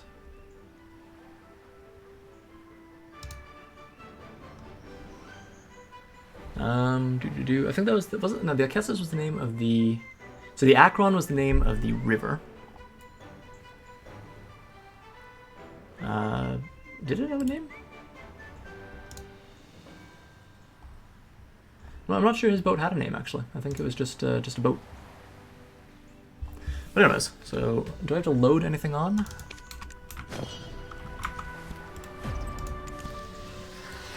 Cover the condition.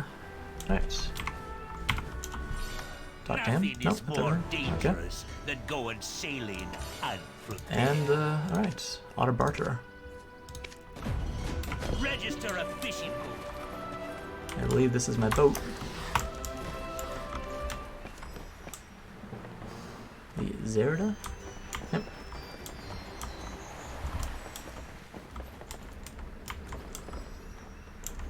Oh, now I'm climbing the mast apparently. That's not what I wanted to do.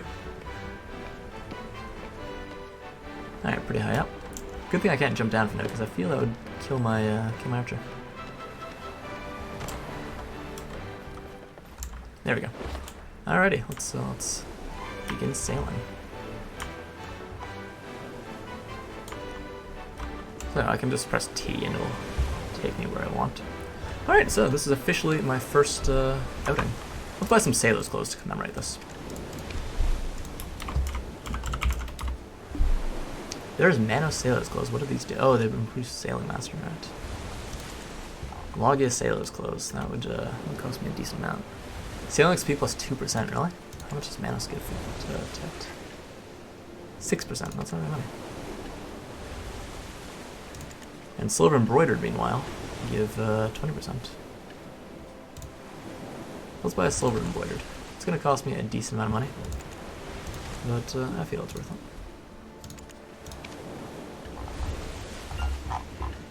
To the top goes, to the bottom goes.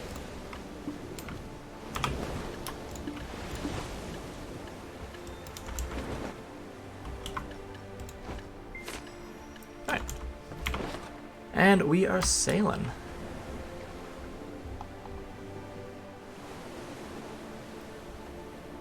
I forgot to get supplies, eh? Alright, we are turning back. Hard to port. Hard to port. As they say in the nautical world.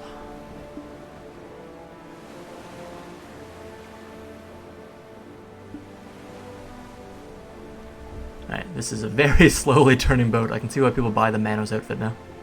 My goodness.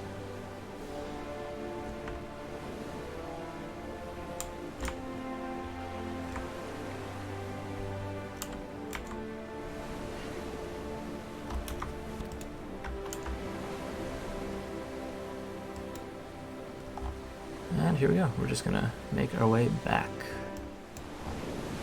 I think we're with the wind right now too, so that's good. Yeah, I've always wanted to do sailing Black Desert, because for anyone that doesn't know, I'm actually from the Maritimes. Maritimer is the name of one of my first characters. It's a name I use a lot. I call myself Lighthouse because I like to give everything a maritime touch. And I'm literally the son of a sea captain. So, you know, got a personal connection to sailing, and I've always wanted to be a sailor in BDO, and now I finally am. This is a historic moment on the channel. My first time sailing.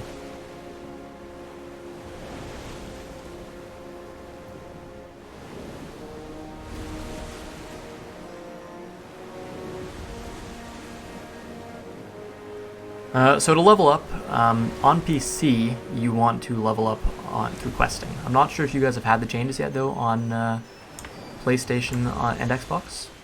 But on PC, until 61, questing is the way to go. In fact, I hit 61 the week before that happened. Unfortunately. Can I get up here? I can, perfect.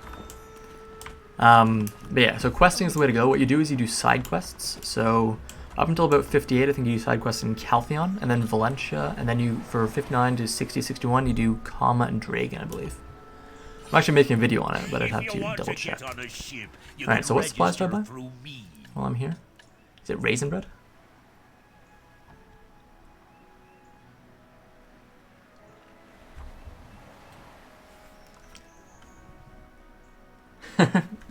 I'm glad you guys are here too. Once I upgrade my ship, it'll go much faster. That's my belief, yeah. I'm probably going to get myself a nefarious sailboat using Shikatu seals. But for now, this one will do. So what do I need to buy for supplies? Is it these raisin breads?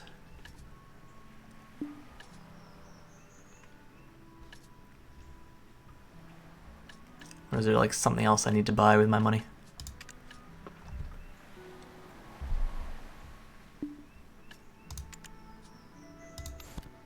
Well, I probably need these anyways. I'll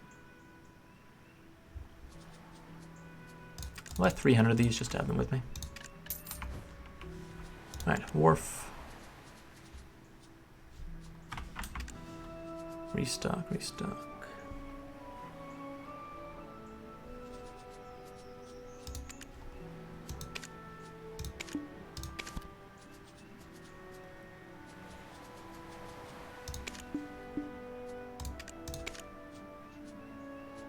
Buy supplies.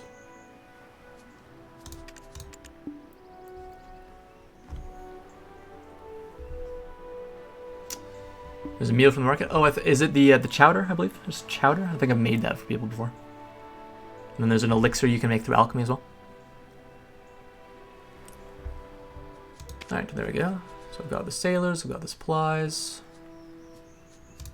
Oh, it's got enough. Don't have any cargo to load on. Alright, and let's take it out. Yeah, I can just left click, I believe. Yep, there we go. Alright, look at me, already becoming a nautical man.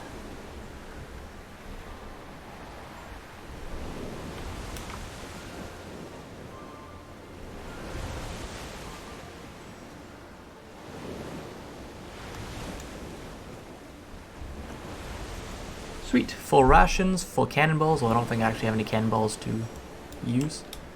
Alright, let's control this on my own so it doesn't do the weird sea pathing. Sea pathing is always... I've always wondered about sea pathing. It's a literally open ocean. And it tries to take me like, whoop. Like you can see on my minimap right now. Doing some really weird stuff.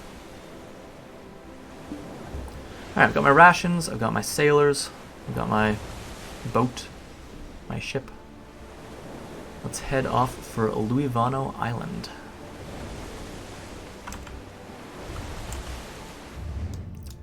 So Luivano, yeah, it's not too far away. You can see the beam of light right there. And now barter my way to riches. Pretty much, I guess. Yeah. Cannonballs I get after I upgrade the ship? Yeah, that's fine. It's not like I'm looking to do any sea monster or anything else. Well, there's probably some grunts right there in that fishing spot. No need to go fish for grunts though. They're not super important to me.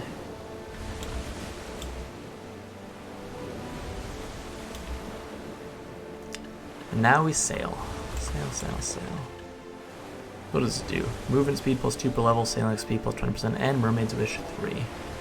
So not really, it doesn't really do too much, but it does something. And eventually I'll upgrade that to a Manos. But at least for now, while I'm trying to level up, I'll keep the silver embroidered because they give way more XP. And right now I need 3.5 billion silver to buy myself 10 Manos Alc clothes. You need improved affair to shoot cannons. Can I just shoot cannons like if I actually go on the cannons right now? Can I still do that? And then once I get the improved affair, I can control them from the wheel itself. I believe that was a change that was made. Oh, look, someone on a fishing boat. I'll wave ahoy to them. Wait, what is that guild name? Alright, I will not wave ahoy to them. I don't want to catch their attention. Not with that guild name.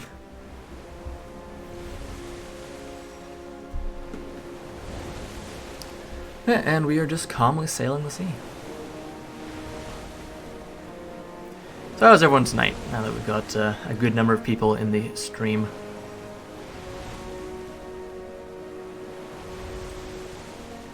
Everyone doing okay? Everyone having a good time? Is it night? Is it day? Like I feel we have to have a decent number of Europeans or people from that aren't from the Americas on right now.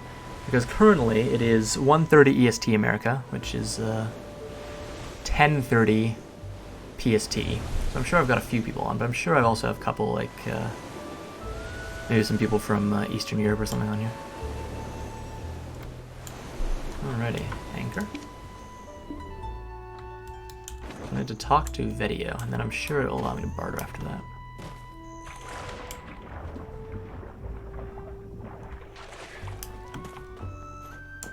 See, I know I can buy the Manos C coins, but I'm gonna buy the Manos already upgraded because I don't want to upgrade a Manos myself. Who gets to see the sunrise before anyone else every day?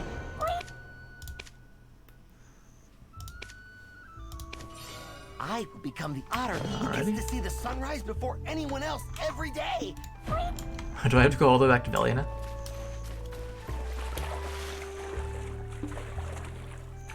$2:30 p.m. Oh man.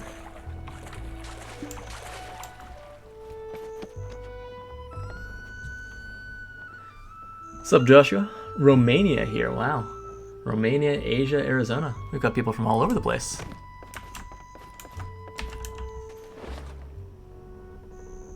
Sorry to hear that, Lion. Already at work at 8:30 and feeling under the weather. That sucks.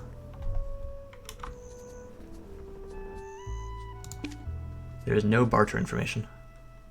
100,000 rations will be used to explore. Oh, that seems worth it. No sailor information available. Let's do it again. Alright, nothing's happening. Let's depart.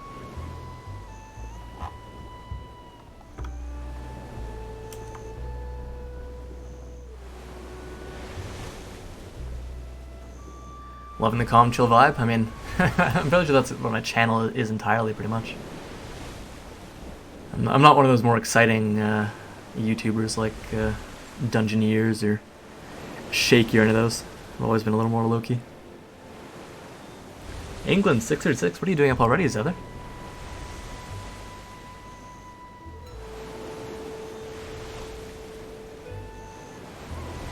Alright, on our way back to Velia to turn in this quest.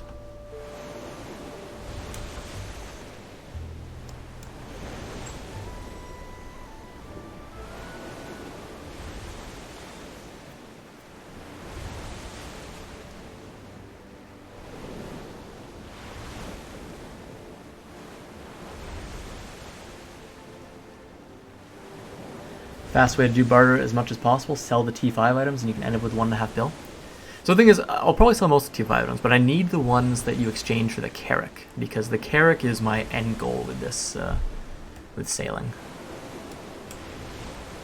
So let's just point the, I'm gonna turn off the auto path and I'll just point the ship and press T. Because that way we can just go straight towards it. I do have a sailor assigned to the ship, I believe. I think I assigned, what's his face to the ship?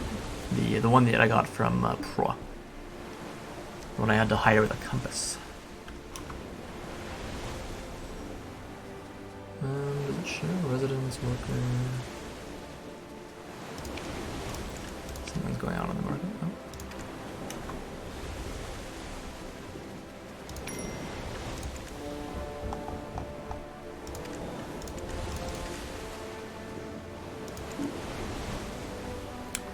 Yeah, I mean, I could stream on Twitch, but because I don't advertise my streams, no one knows that I stream on Twitch. And I haven't streamed on Twitch in a while either. But like the highest viewers I've ever had on Twitch was for a Magic the Gathering stream back when I was a featured streamer for them for a while. I still am technically, I just don't do it for them. So I just don't stream on Twitch. I mean, most of my community is on YouTube. I'm not looking to become like a Twitch affiliate or anything. So I just stream on YouTube. It's pretty simple. It lets people know that I'm here. And it's, I don't have Streamlabs or anything set up on Twitch. I don't have like a face cam or anything set up, so I just had to go for a nice chill stream and do what I want. Mr. Apolos got the Carrack in 2 months. That's actually a pretty good time. Because I know that the Carrack's going to be a long-term project for me. Like, I'm looking at 2 weeks just to start making the frigate. Let alone everything else I've got to do for it. So it is going to be a while for the Carrack. But it's going to be a long-term goal. I plan to I plan to make videos of my progress too, as I work towards the character. And it'll probably be a bit more casual than Mr. Apolis, for a more casual experience.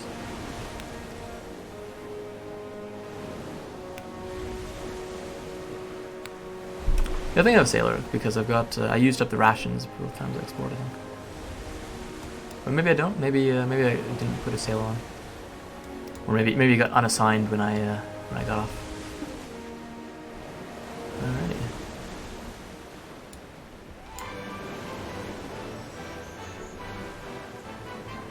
And there we go. We have arrived back in Velia.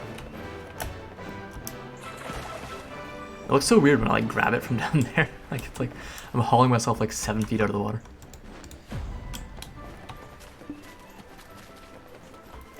Yeah, I saw that when I logged in actually. That not logged in, when I came back on. So enhancing for profit. It's not gonna be dead anymore, but it's gonna be a lot harder because you can't buy like the heavy set or the heat set, whatever it's called. Don't worry, the night is long. Oh, so there's a bunch of recurring quests now.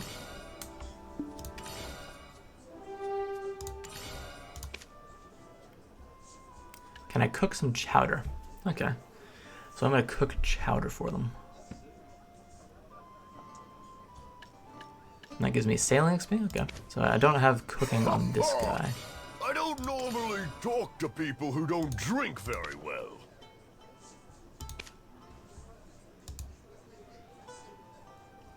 Cannons on the ship. Okay, I can't do that one either. How much do I need to And what is the to get final actually one? drunk? Wanted hungry sea creatures. Well, I'll need the whole great ocean of Oh, drink that one's to gonna get kill them. drunk. Okay, so I can't really do any of them yet. So I'll just keep doing this quest.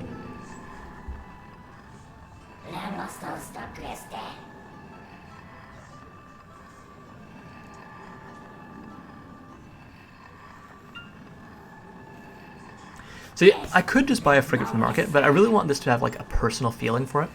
So that's why I'm gonna make the frigate myself. Like I could actually, I have the money actually. I have $1.5 billion silver to buy a frigate from the market, but I really want to make it myself. I will be buying a few things from the art market, mainly the jade coral ingots. But for the rest of it, like the logs, the flax and stuff, I've actually been making that myself the last couple of years.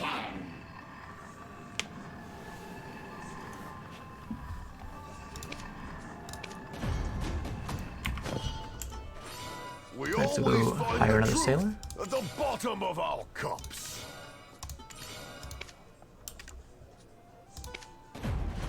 Don't worry, the night is long and we have plenty. Alright, so to hire another sailor, I've got to go back to the inn in Velia, right? Oh, let me make sure I've got a sailor contract first. How much do I need to drink to get actually drunk? The contract, buy Well, it. I'll need the whole... Oh, and I need to accept the quest from him, apparently. While we're doing all this. We always find the truth at the bottom of our cups. 1 second, let me read that again. Boy, That seemed pretty important, honestly. Fathers, grandfathers, grandfathers. So something great. When you see the Bell Pirates flag, throw everything you have off the ship, burn your sails and shoot your cannons at your deck, become a phantom ship and act as if you're dead. That's the only way to survive. They were annihilated. Okay, that's interesting. Alright, so go to the inn and hire some sailors. Yeah, like I could totally buy a frigate, but yeah, I wanna feel like it's my own, right? Like I wanna feel like I made it. Even if it's my poor workers that are gonna be doing all the work. I wanna feel like I put in the blood, sweat, and effort to create my own frigate, and then eventually my own Carrack.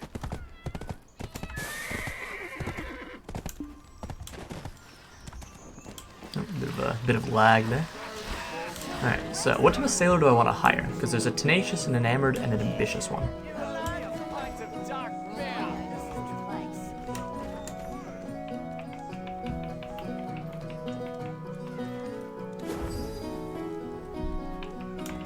So I'm looking, so I've got the tenacious one right here, I've got the enamored one right here, and an ambitious one right here. Do I want ambitious? And does it matter? Like, I feel there's got to be a difference, right, between the types of sailors. like 2 of them are goblins, and the third one looks to be a dwarf. Or just a short guy.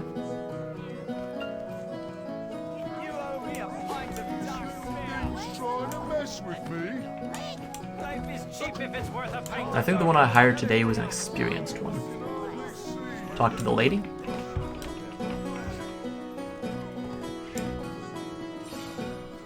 You made a good choice to come to Lunar Halo Inn.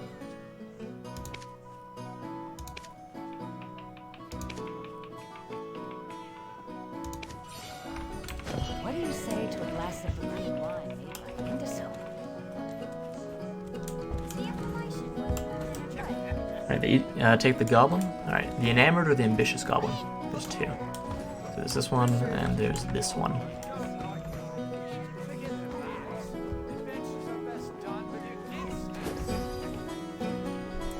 Goblins give speed? Well, I do like going fast. I guess it makes sense, but tenacious would probably be better for, like, endurance, I guess, than speed. Don't bother me, you little... An enamored or an ambitious one? I guess I'll go with ambitious. I'm a self-made man. I can do my bit. Oh, I need to... 1 second. I need to trigger this first. I became curious about the sea and the There we go. Join me. Alright. Got another sailor. Let's go find Crucio Domingat.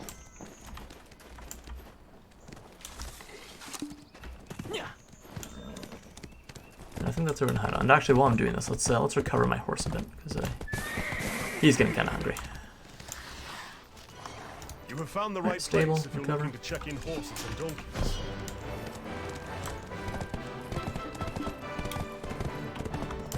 Right, and off to Heidel we are. Man, for a quest about sailing, I'm going inland a lot for this. Like first I had to go all the way to the Western Guard camp. Now I'm going down to Heidel. So that's interesting. My energy is also recovering pretty quickly thanks to my Kama Blessing. What I'm planning to do over the next week, actually, is I have 1,100 intermediate cooking utensils to go through, which I'm going to make vinegar and pickled veg with. And then I'm gonna go crazy, get a ton of contribution point stuff, up my contribution points, up my farms, make more money, and yeah, make more money, and then start the new project, which are my cooking and alchemy projects.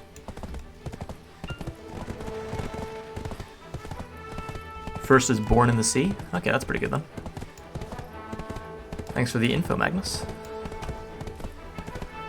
Unfortunately, there are no Born in the Seas, so ambitious is going to be the best I can get. But glad that I could get a nice ambitious goblin on my first one. Do sailors have tiers like workers? Are there like artisan sailors that I can get, or do you upgrade sailors like workers? Or are they just, do they come at the same level that they always are? And 1 residence.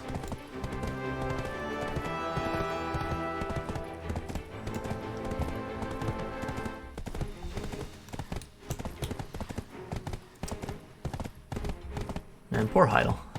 Like this place has seen a lot of bad stuff. If you go through the lore for Heidel, this place has been like fought over for a while. Alright, I need to make a turn here. Ah, there's a church here. I actually didn't know there was a church here. I've probably been here like once. Alright, who am I talking to? Crucio Domingat?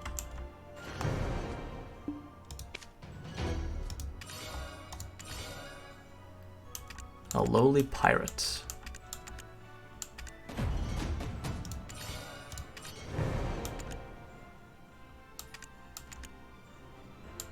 I was once a descendant of the Vel pirates? Really?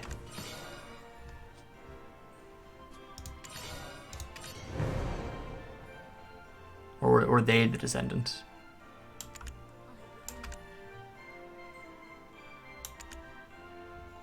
This beggar was a Vel pirate who we wiped out. And this is getting very complex.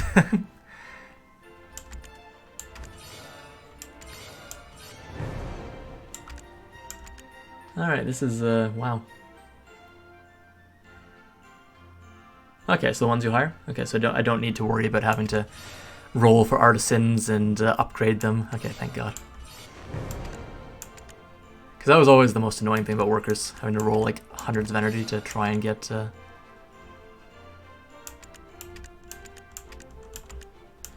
try and get everything done. Like, most of my workers are professional or higher. I think I've got like one or two skilled left. Alright, drive with the Hungry Hekaru near Lemma Island. Alright, gotta head back to Velia, I guess.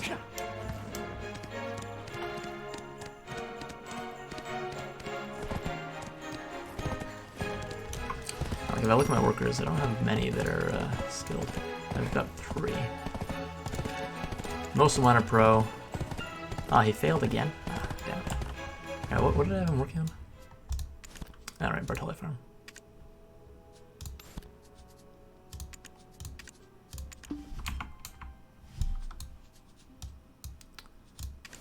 Did I have him working over here? I had him working on something. Yeah, I'll figure it out later. I've got one worker that's not working, but it's not a huge deal. Oh wait, I think I know what I wanted him to do. Why are you collecting silver azalea?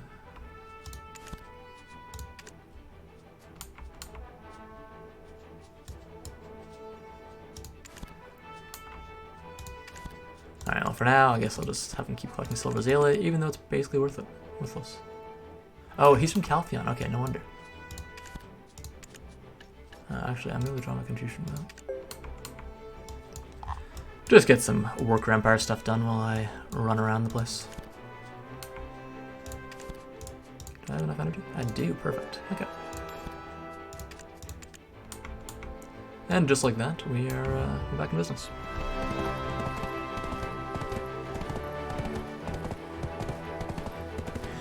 Yeah, I mean, I've had to fire quite a few professionals that have reached...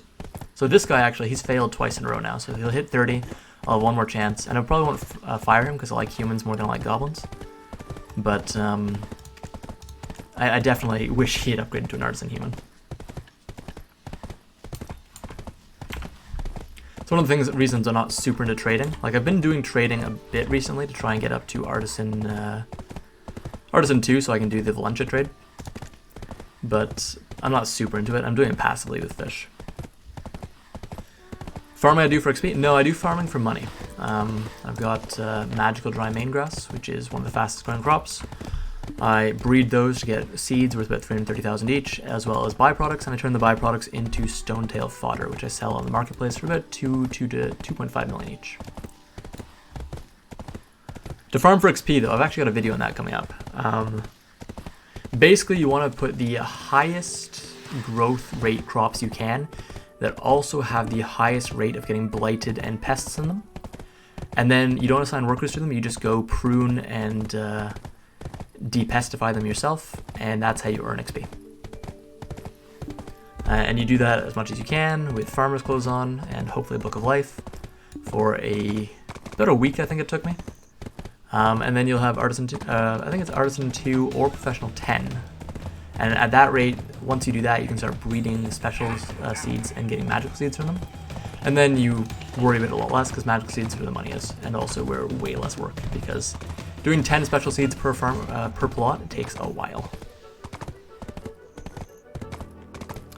So yeah, I could move them near Velia, but I'm not interested in them being 100% optimized. And actually, I think dry main grass is bad near Velia. If I was going to optimize dry main grass, I would actually take them out to... I believe the optimal spot for them is just around the Sandgreen Bazaar or just around Valencia. Because those are the places where the dry main grass grows the fastest. The reason I had them near Heidel, the other main reason, is because I actually have named workers on them. So we go to Heidel. So Diokers. So Dioker is a named worker, and named workers bring back tons of weeds. Ah, what am I doing? Velia. Velia. Did not realize I was going so far away from Velia. Oops. Named workers bring back tons of weeds, and I use weeds for my alchemy projects, so that is the reason I'm doing that. Where is it? You can see I've got in Heidel closing in on 210,000 weeds. Now, that was a lot more valuable back when weeds were worth 2,000 silver each, but maybe weeds will rebound thanks to the fact that the Imperial Alchemy boxes are going away, which gave quite a few weeds, I believe. Yeah, it all depends on what you grow, where you're growing it. Farming is actually a pretty complex life skill. Like, I actually looked into it quite a bit back when I was doing it.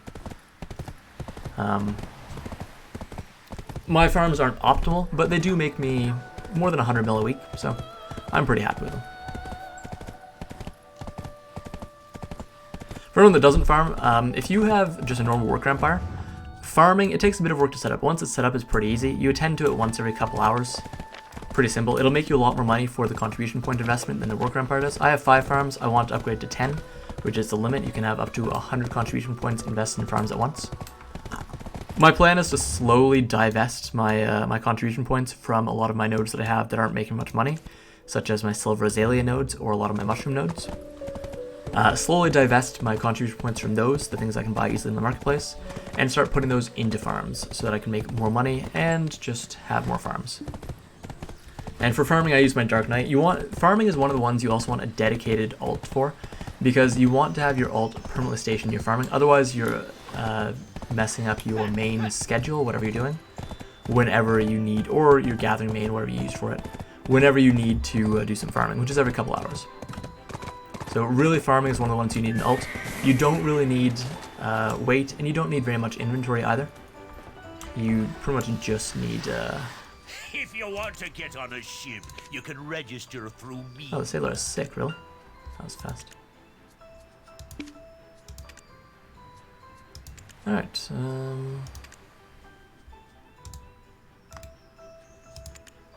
I'll have him board.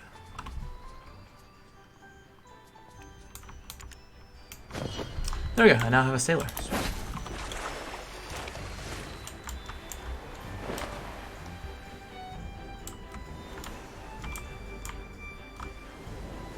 Alright, let's turn this ship around.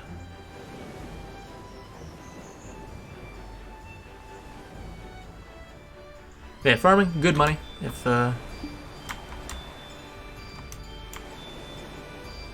you want a life skill that doesn't take too much investment and is pretty easy to make good money with passively, farming is definitely one of the ways to go. Alright, so in order to do this, am I gonna need cannonballs for this? Do I have cannonballs?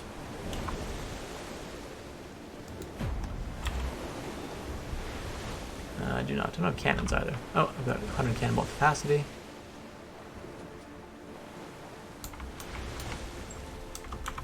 But, we should be fine.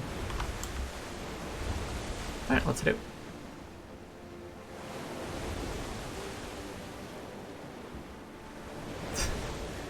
And sea pathing is the weirdest thing sometimes. Like, sometimes it'll be perfectly straight, other times, yeah, it just goes like 90-degree turns. But as long as it is turning, we're good. Might end up doing that with your DK after you hit 61, after Guardian comes out. Yeah, my DK is the one I'm doing it with too. She's level 60, I think. Let me just check here. Yeah, she's level 60. She's my main life skiller for processing. Whereas this guy's my main life skiller for fishing. He's gonna be my... She was actually my main cook, but he's gonna take over cooking because I like him more. He's also going to be my alchemist. He's not going to be my processor, but I do want to get him to like Artisan 2 with it. And yeah, he's slowly going to be learning pretty much every life skill except for farming and maybe training, because training is annoying to do.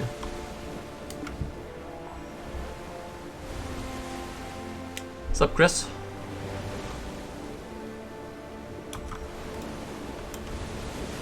Now let's see if I can go drive with the Hekaru.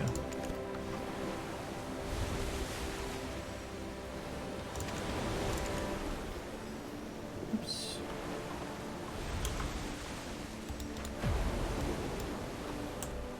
I've got 2 locations I need to go to, apparently. One is to drive at the Hekaru. The other is to go here for some reason?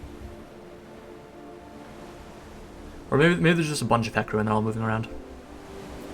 That could also explain it. Yeah, I'm really hoping that DK Succession is like good enough, but a lot of people have said that it's not bad, but it's not amazing either. So I've got hopes for it, but it remains to be seen what will happen. It could be amazing. It could just be bad. But as long as it's better than the current Awakening, at least at low to mid AP levels, then I'll be happy. Because DK was my first main as well. Like, Striker was my first 56. Musa was the first one I like fell in love with. DK was the first one that I truly connected with as a main and started to play. And then Lawn was after, and now it's Archer. But DK, like I love DK, but she's just, it feels so bad to do so much work and just not get anything accomplished because of it.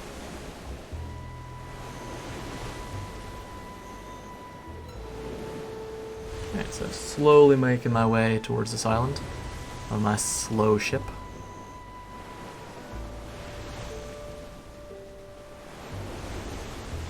Hey, someone else has a ship. Oh, no, wait, I think that's one of the trade ships that deliver your supplies and stuff between storages. Yep, it is.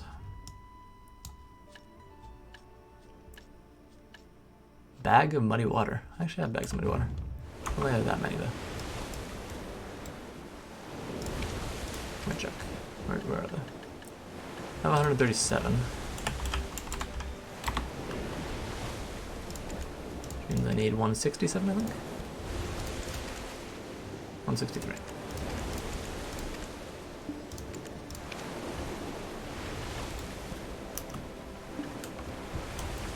Let's go see that, actually. Let's go see if I can do a barter. It's right over here on Marivano Island.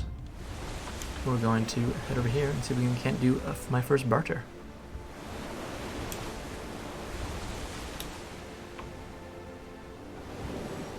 And the ships feel weird because we got like sails, but we've also got like oars, so it's like a cross between like a trireme and a well, straight up sailing ship, which is interesting. Yeah, someone's asking how to get the beer crate from the event. I actually wonder if they're going to do Beer Fest again next year. Because Beer Fest is always nice for money. You can usually make a couple dozen millions from it over for very little work over the course of a couple days.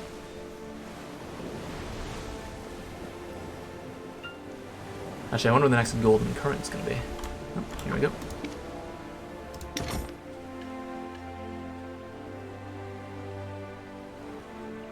Parlay consumed per barter.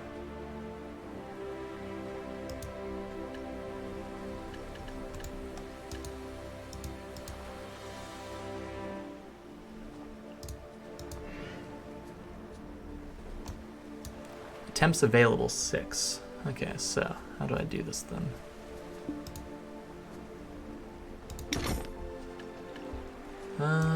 Alright, so I have the... Oh, do I have to put the items in my ship?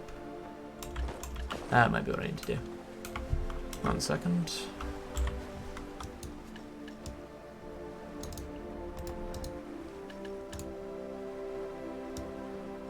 Can I not do it?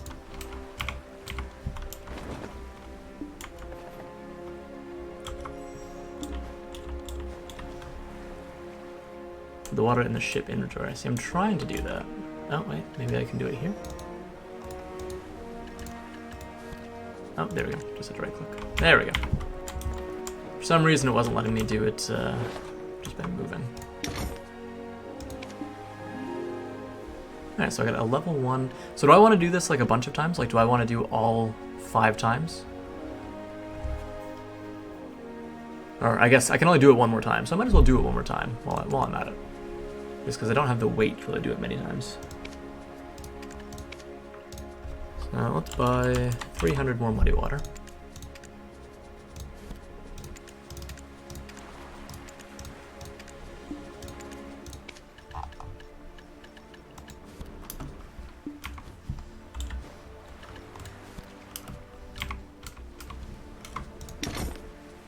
time. Send someone to explore.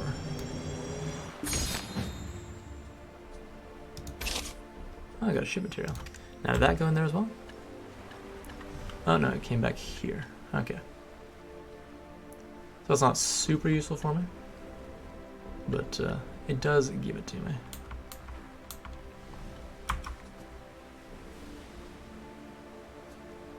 I don't think I need to supply or anything. Alright, so. Recommended is to stack up all the L1 items and have them stored somewhere. Sounds good. I'll probably put them in a wagon somewhere then.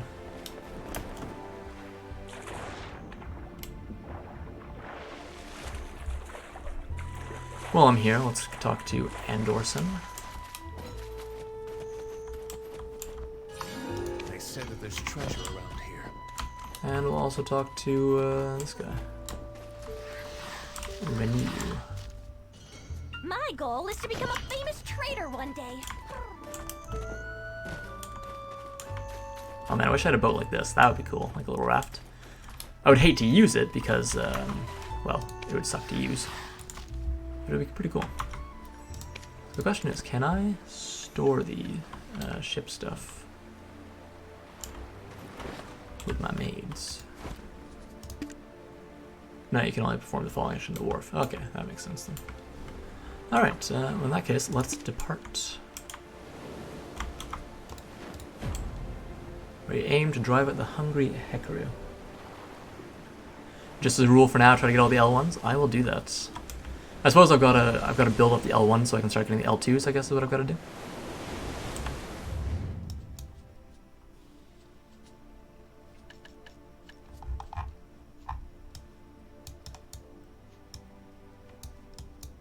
Huh, and that's the only place I can actually exchange right now. Interesting.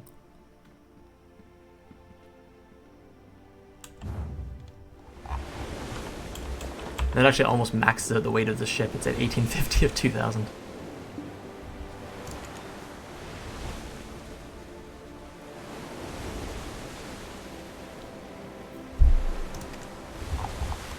So clearly, if I want to actually do bartering, I am going to need a nefarious sailboat. So I'll probably work on that sometime the next day or two. I'll wait to see what the new month gives us, because if it gives us Shikatu seals again, I might save up for the Duo Ogre. Just because I've got 50 here, or 56, and I've also got like 20 on another character. Which means I'm only like 2 months away pretty much from a Duo Ogre, which is worth about 900 mil, compared to the 50 seals being for the 300 mil of the Nefarious sailboat. Yeah, for sure I'm going to want to change from this Bartali sailboat, for sure. Okay, so as I make more trades, more places become available. Oh, and I also gained 5% of my first barter level. Nice.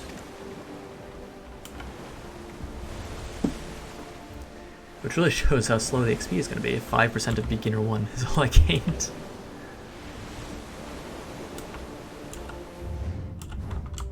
Alright, I'm going to take manual control of this because this is ridiculous.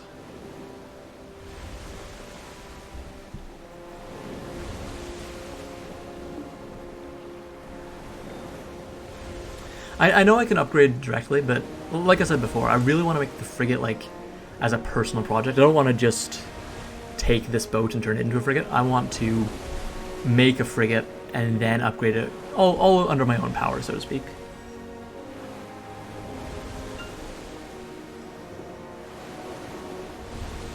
I'm going to be getting a sailboat soon, but the sailboat is not going to be my forever ship. My forever ship is going to be the frigate.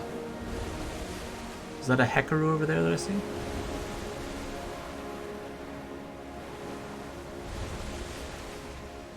Looks like it. Looks like a hungry Hekaru.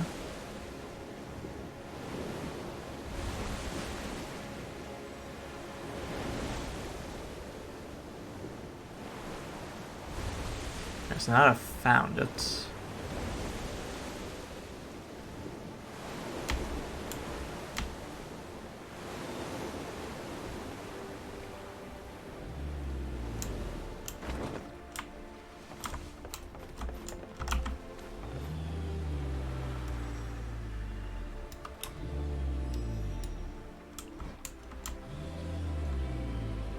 I'm in aiming mode. Nope.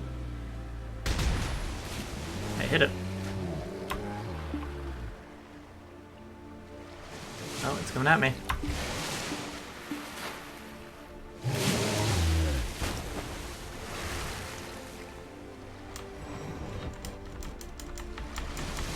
Can I lower any further?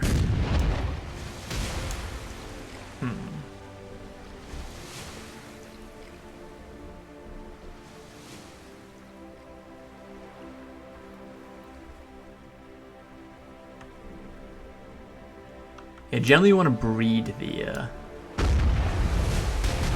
Oh, I think I hit it. My poor boat is getting murdered right now, but, you know, I'm fighting the Hekra. I wonder if it would be faster if I just took out my matchlock. Can I damage this thing with my matchlock, or do I need to be using my boat?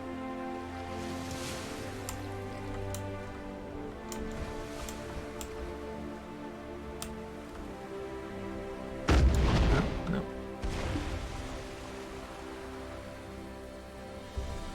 This thing just keeps approaching.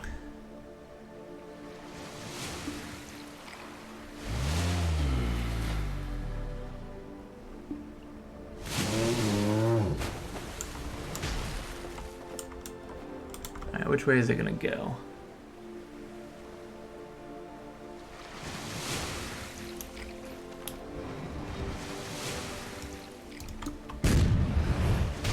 No, that didn't hit it.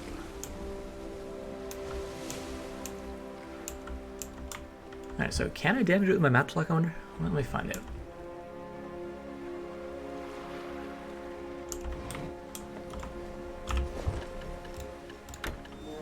And I carry these around with me for a reason.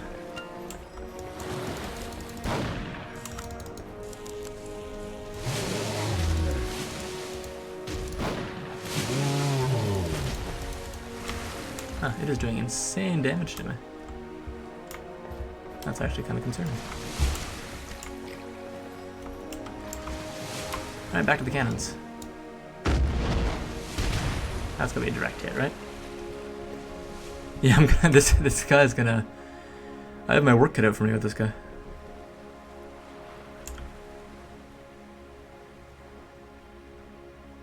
Oh, here he's coming back around. It's like a giant sea salamander. All right, how's she doing? Durability. All right, we still got about 600,000 left.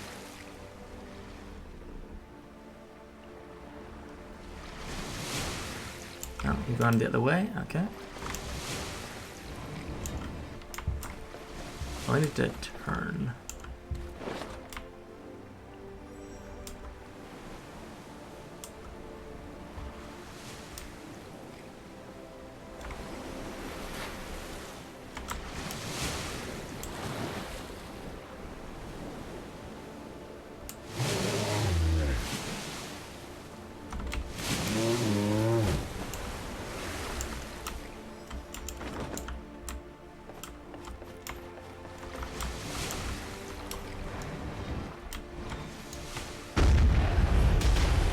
So, like, I'm hitting him, but I'm not doing any damage is the problem. I'm not even sure if I can do this on my current boat. I think I might just run away, and I think I'll come back when I've got a better boat.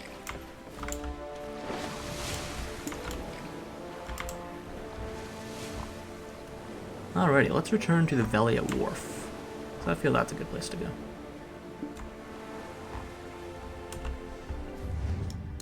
Where am I going?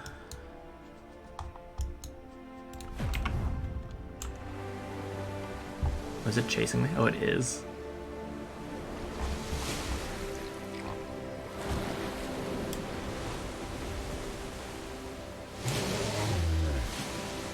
Luckily, he's not doing too much damage to my boat, so for the most part, I'm fine. This one. I also like how you can see Kron Castle from pretty much anywhere on the map. Has like 60, 70. Yeah, that's a lot of work on this ship. I'll come back when I've got an upgraded ship. Because for now, I'm just trying to unlock bartering, right? Like, I've unlocked bartering. I can barter now. So I'll try and start getting all the different barter stuff. I'll probably make 2 more trips out to that other island where I can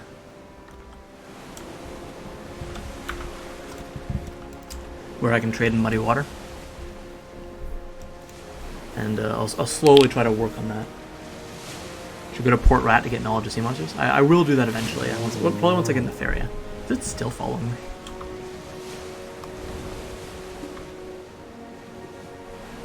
It is. What a... Ugh. I do have a few guildies with nice ships though. I can probably ask them to help.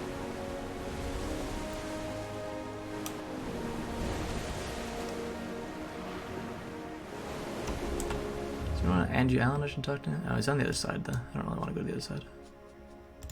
I will, however, hit up Dutch Island while I'm on the way.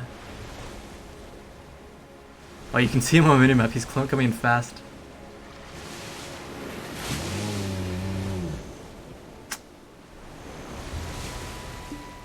Oh, no problem, Scott. Thanks for watching.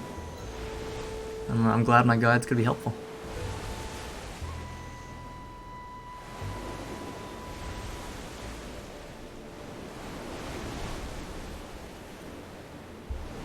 Yeah, actually, I've been hammering out knowledge topics recently. Actually, I'm trying to get to about 400 energy. I feel 400 is probably a decent point for not to stop, but just a decent point to have. So I try to get about 5-10 energy done a week. I've gotten most of Balanos with the exception of the adventure journals. I've gotten same with Serendia and Calpheon. I've done all the ecology there. Need to finish off Calpheon people, but it's not the worst. Yeah, I'm sure the gear will help a lot once I gear up my ship. I'll probably just end up getting a ferry sailboat, gearing that up, using that to barter around, using that to kill some sea monsters. And then once I get my frigate, I'll gear that up for sea monster hunting.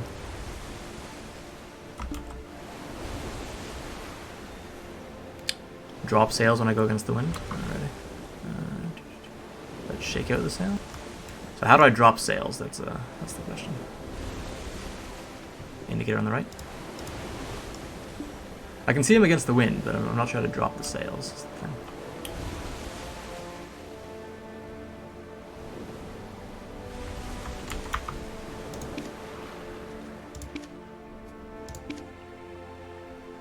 Oh, my sailors need to rest. Alright, so I will then go explore quickly to grab the dude. Oh, I've still got my matchlock equipped. Okay, that's fine.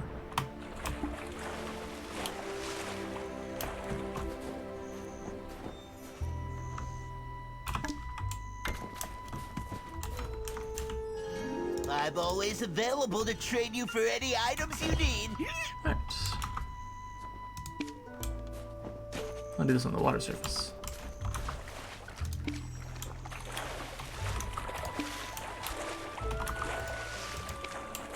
There we go. Alright, and head back to Revelia.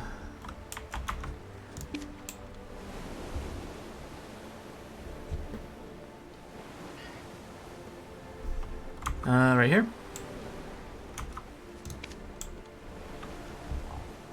Okay, that makes sense. Sweet. Alright, so shake out the sail and reef the sail, not bad.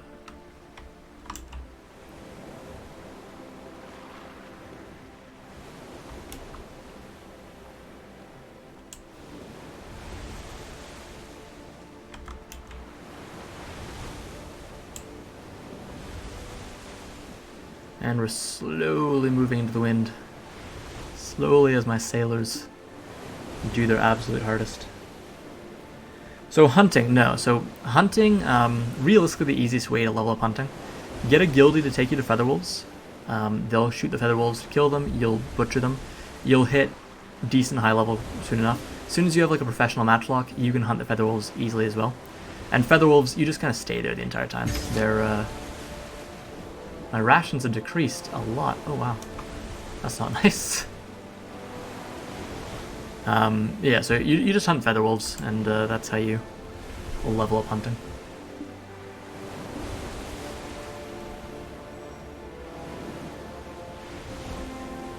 On non-life-skilling characters, I mean, gathering is the ideal way. Like, you gather water until you're about skilled something, and then just start using tools. But if you don't want to gather on them at all, You can just use their energy to roll for workers if you don't have good workers yet, or you can use energy to get energy pots.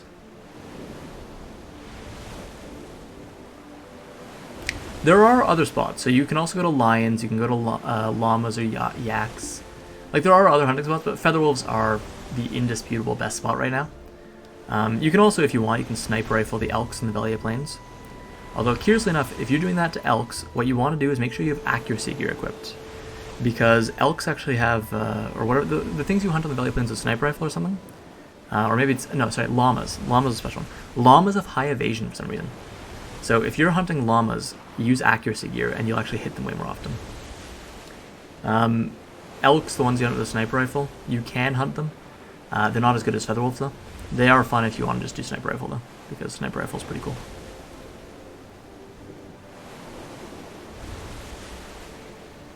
Hunting is like, it's an interesting one. Yeah, you can hunt lions. There are lions you can hunt. They have more health than feather wolves, but they do less damage.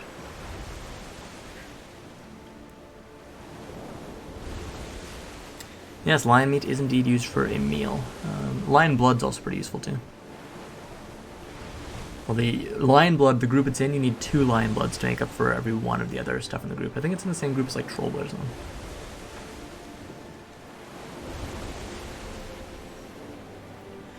So there's some you can, there's some that you can hunt normally. I'm not entirely sure where they all are. I think the ones you can hunt normally are just inside Valencia, if I'm not mistaken. But I'd have to double check on that. I mostly just do feather wolves. They are, it's an easy rotation. They're not too hard with my gear. And I've got my stuff, my setup is specialized to deal with them.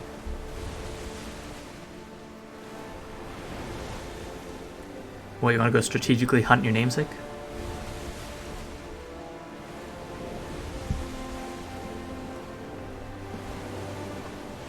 Alright, we're finally back in port. Alright guys, well I think this is probably a good place to cut the stream short. We are closing in, I believe, on the patch time, if I'm not mistaken. And yeah, thanks for watching guys. I'm glad everyone could come out tonight. Hopefully watching me learn the ropes of sailing was an interesting enough topic. And yeah, thanks as always guys, and have a good one.